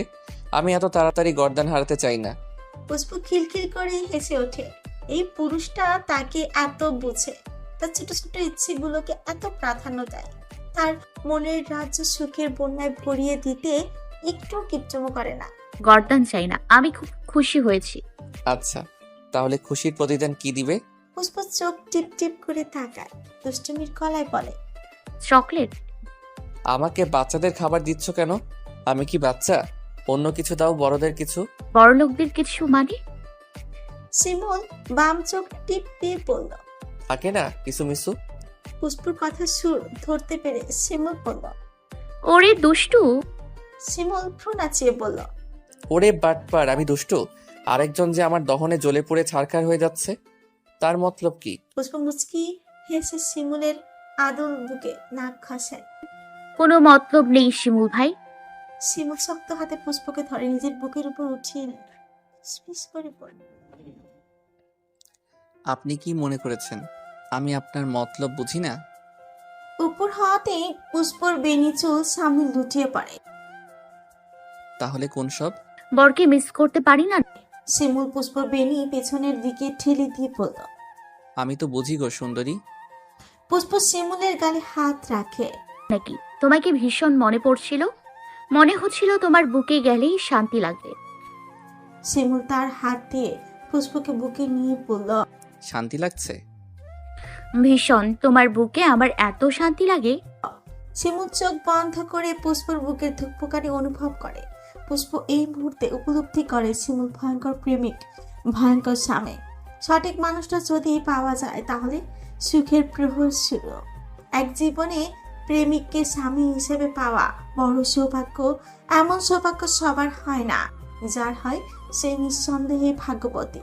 পলাশ স্তব্ধ হয়ে বসে আছে, তার হাতে প্রেগনেন্সির কিট। তাতে স্পষ্ট দুটো লাল দাগ জ্বলজ্বল করছে। নিধি পাশে দাঁড়িয়ে আছে। উত্তেজনায় খুশিতে পলাশের গলা শুকিয়ে যায়। শুকনো ঢোক গিলে পড়ে, আমার কান্না আসছে কেন নিধি? নিধি মুখে হাত চেপে কেঁদে দেয়। ইস, তার পেটে অন্য কেউ, ভাবতেই শরীর শিরশির করে উঠে।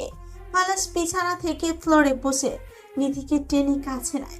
পেটে মাথা ঠিকই বলে, কথা শুনতে পাচ্ছ? আমি আজকে জানলাম তুমি আসছো। আমার না কাঁদতে ইচ্ছে করছে। আম্মু, তোমার পাপা তোমার জন্য অপেক্ষা করছে। লাভ ইউ আম্মু। পলাশের পাগলামি দেখে নিধি হাপুস নয়নে কাঁদে। পলাশ নিধিকে বুকে জড়িয়ে ধরে। তোমাকে কি দেবো নিধি? আমাকে এত ভালো একটা খবর শোনালে। বাবা মাহীন এতিম মেয়েটা নিজের একান্ত কেউ আসবে শুনে খুশিতে আত্মহারা। পলাশের কথা শুনে বলল, কিছু লাগবে না। পলাশ নিধির কপালে চুমু দিয়ে বলল, ধন্যবাদ নিধি, আমাকে এত সুখ অনুভব করানোর জন্য। বাবা মা হওয়ার এত সুখের কেন?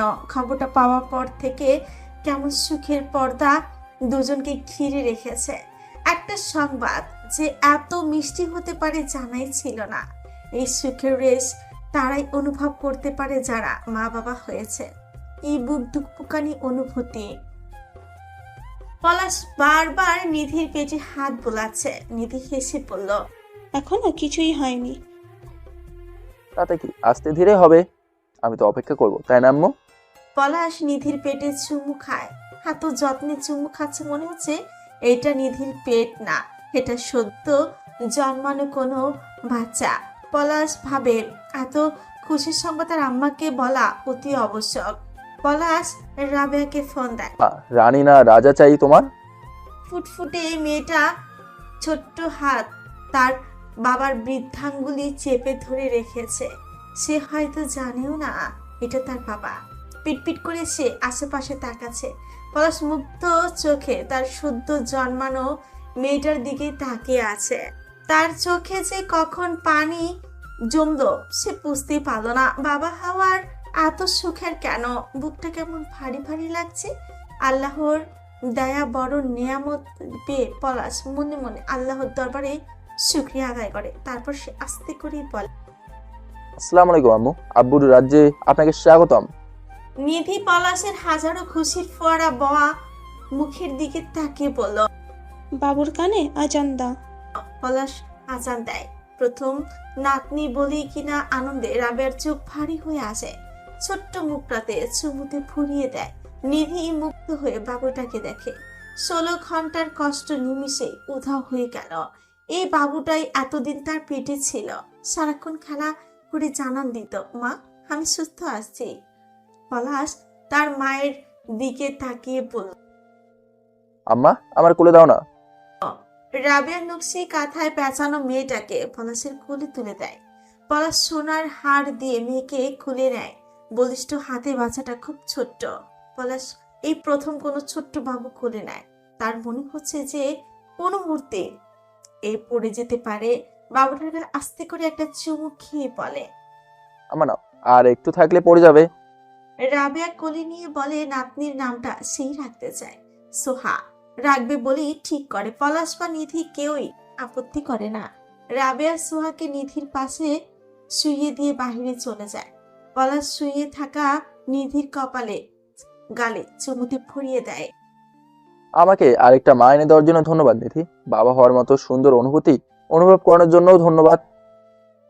নিধি মিষ্টি করে হাসে।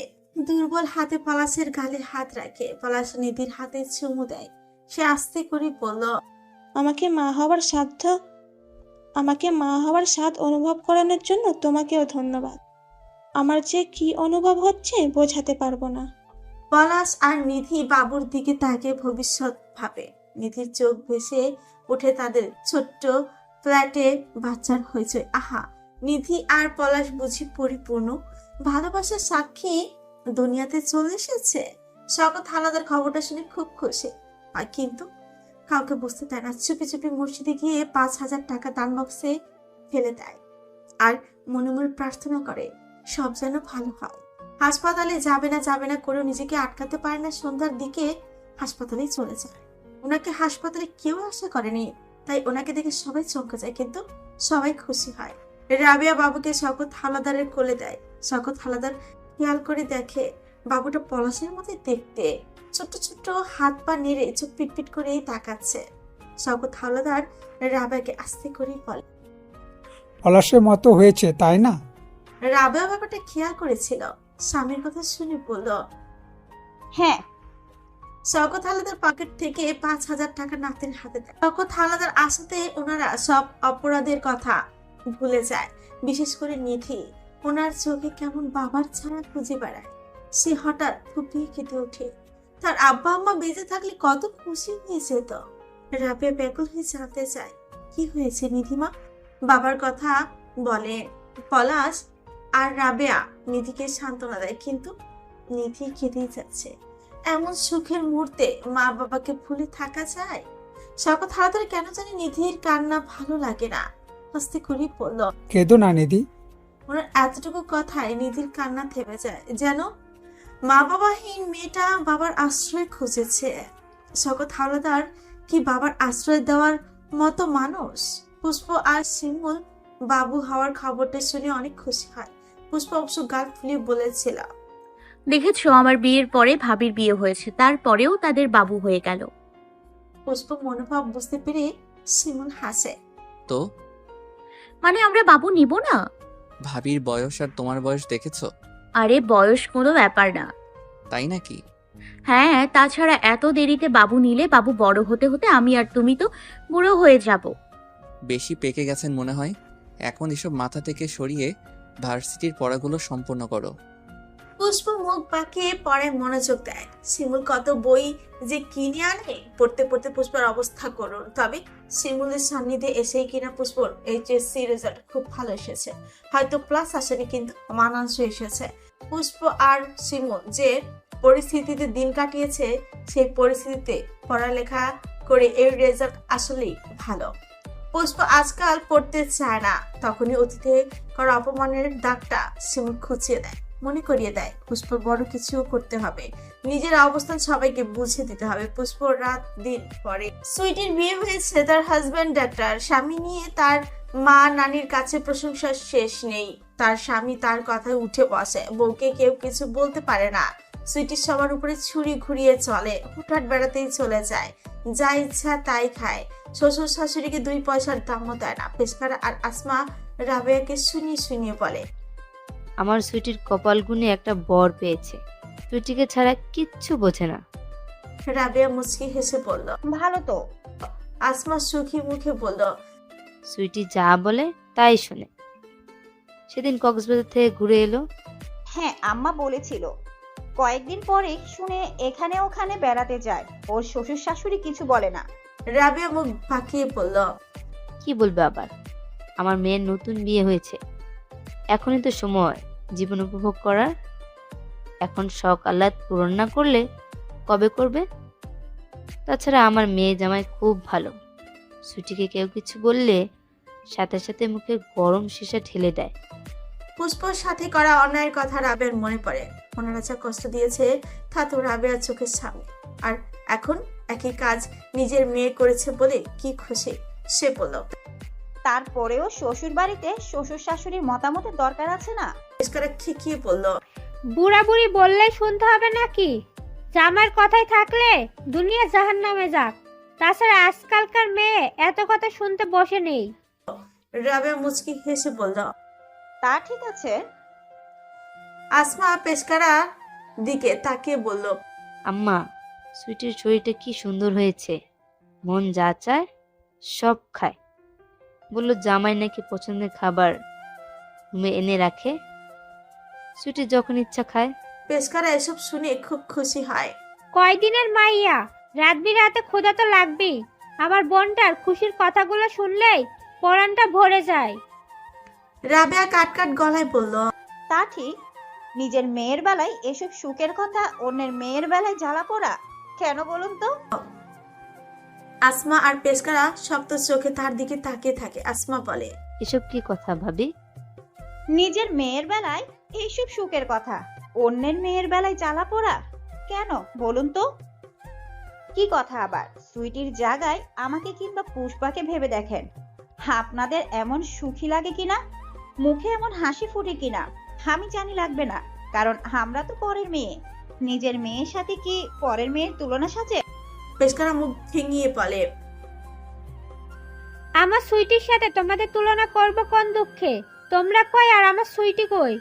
রানী আর দাসীদের কখনো তুলনা সাজে না। সুইটি যেমন রানী, আমরাও আমাদের বাবার বাড়িতে রানী ছিলাম, কিন্তু বিয়ের পরে আপনারা ভুলে যান যে আমরাও কারণ মেয়ে। আপনারা আমাদের কাজের মেয়ে ছাড়া কিছুই ভাবেন না, মনে হয় বউ না কাজের মেয়ে এনেছেন। পেশকারা মুখ তেতো করে বলে, চুপ যাও, এত বয়স হলো মুখে মুখে তর্ক করা লাগে না। একবার ভাবেন তো, আপনার ছেলে যদি সুইটির জামাই হতো তাহলে কি আপনি এমন করতে পারতেন? এত খুশি কি হতেন? আমার সৈকত এমন না। সেটাই তো, আমার আর পুষ্পার উপর আপনারা যে অন্যায়টা করেছেন তা কখনো ভুলে থাকার না। এতটুকুন একটা বাচ্চার সাথে কি ব্যবহার করেছেন, মেয়েটাকে একদিনও শান্তিতে থাকতে দেননি। আপনাদের জ্বালায় আমার ছেলেরা আমার চোখের সামনে নেই। আপনার মরার সময় হয়ে আসছে, তাও শয়তানি কমেনি। সারা জীবন আমাকে জ্বালিয়েছেন, এখন আমার ছেলের বউকে। শওকত সোফায় বসেছিল। পেশকারা রাবেয়ার কথা শুনে চোখ পাকিয়ে তাকায়। তারপর শওকত বলল, এমনে খামোশ খাইয়া কি দেখোস? আমারে কি বলে তোর বউ? কিছু বলবি না? শওকত হাওলাদার ভাবলে সিং ভাবে তাকিয়ে থাকে। তার আম্মা যে রাগে এটা তার জানা। রাবেয়া আসার আগে থেকেই সে তার মাকে চেনে, সুতরাং রাবেয়ার থেকে তার আম্মাকেই তারই বেশি চেনা। এতদিন মায়ের কথা মতো সবই করেছে, কিন্তু এখন মনে হচ্ছে সে ভুল ছিল। সংসারে এই ঝামেলা আর ভালো লাগে না। পেশকারা কথায় উনি বিরক্ত হয়। চোখ থেকে চশমা খুলে রুমে চলে যায়। পেশকারা হাহাকার করে বলে, আরে আমার পোলা তো এমন ছিল না। এই কাল নাগিনী আমার পোলারে তাবিজ করেছে। আল্লাহ গো আল্লাহ। হ্যাঁ, আপনার ছেলে পরের মেয়ের পক্ষ নিলেই তাবিজ করছে, আর অন্যের ছেলে নিজের মেয়ের পা চটকালে জামাই লক্ষ্মী, ভালো জামাই, স্বার্থপর মহিলা।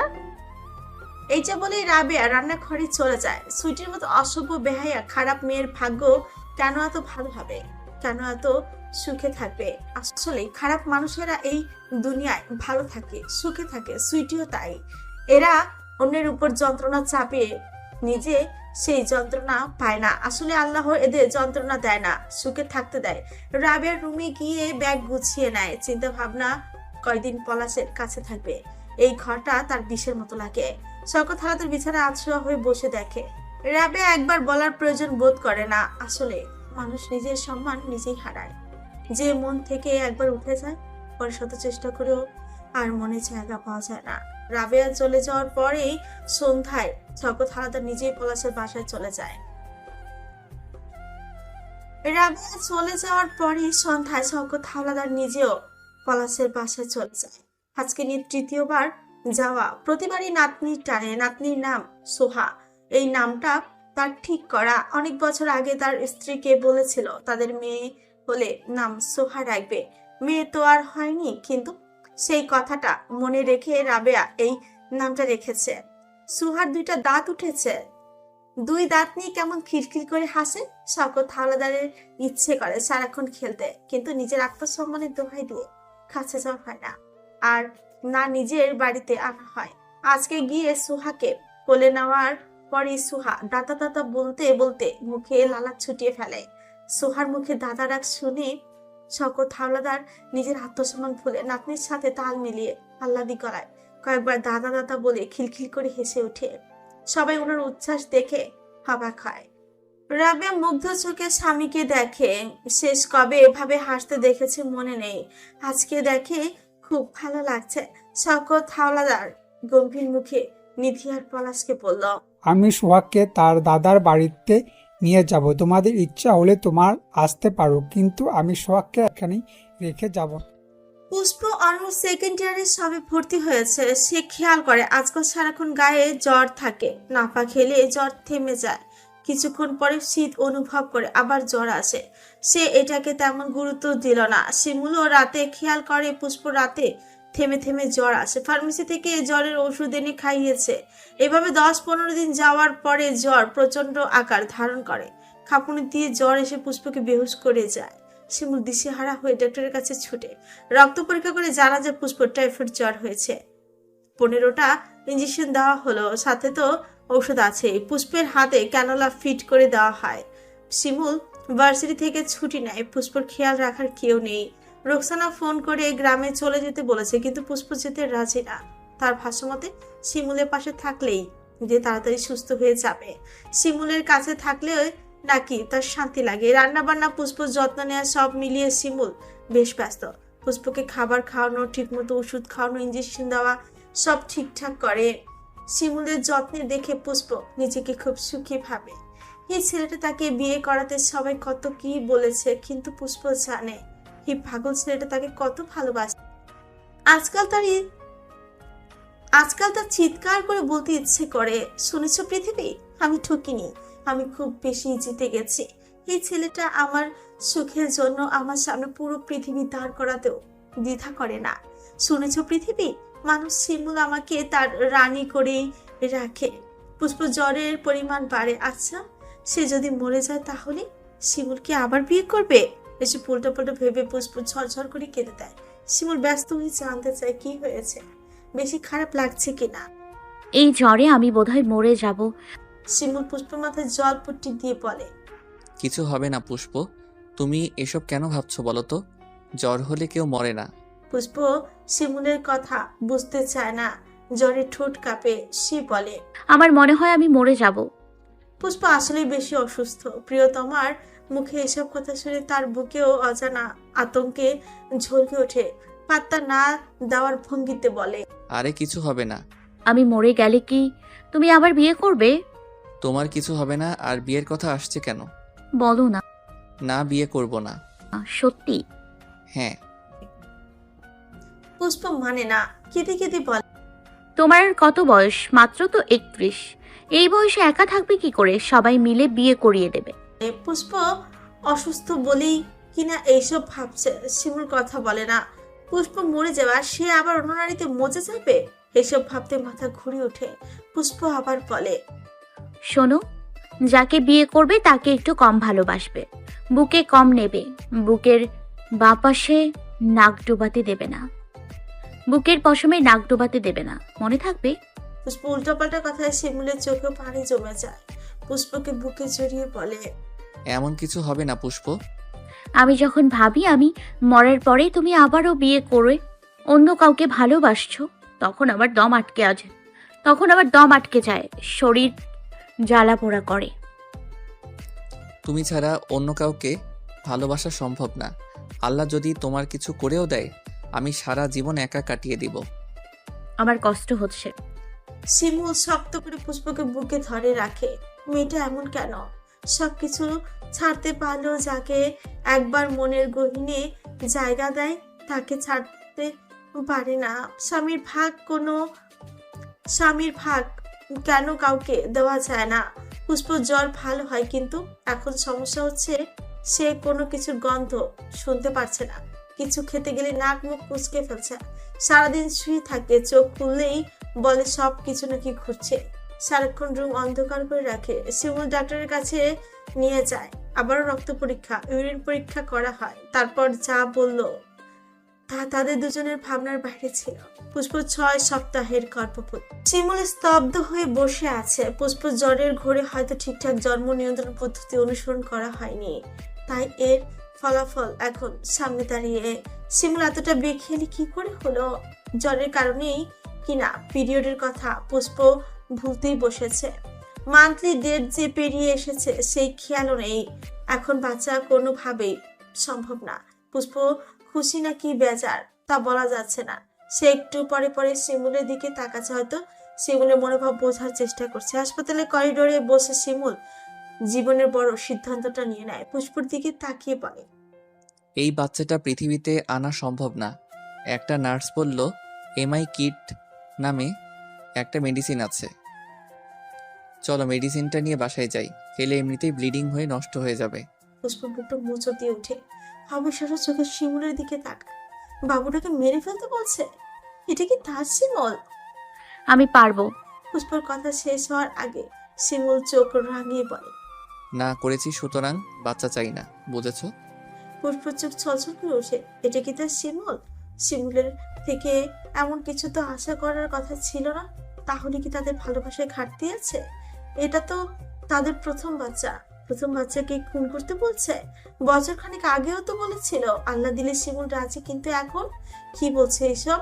পুষ্পর মাথা ঘুরে ওঠে, চোখের কোনা বেয়ে গড়িয়ে পড়ে বিন্দু বিন্দু পারে। তার পেটে কেউ আছে যাকে কিনা এখনো চোখের দেখা দেখেনি, শিমুল দেখা হয়নি।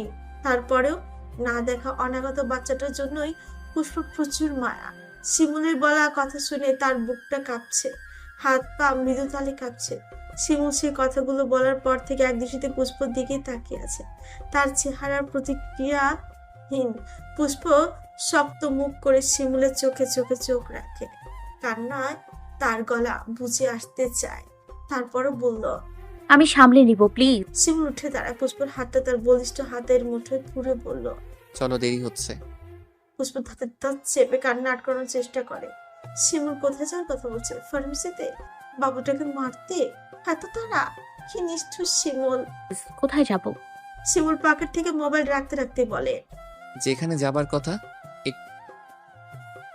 পুষ্প মুচড়া দিয়ে হাত ছাড়িয়ে দাঁড়ায়। শিমুলকে রেখে বাইরের দিকে ছুটে যেতে যেতে বলল, আমি তোমার সাথে যাব না। এটা বলে পুষ্প হসপিটালের বাইরে পা রাখে। রাত 9টা বাজে বোধ হয়। চারিদিকে আলো ঝলকানি, রাতের গভীরতা টের পাওয়া যাচ্ছে না। পুষ্প সামনে পা বাড়ানোর আগে শিমুল চাপড়ে ধরে নেয়।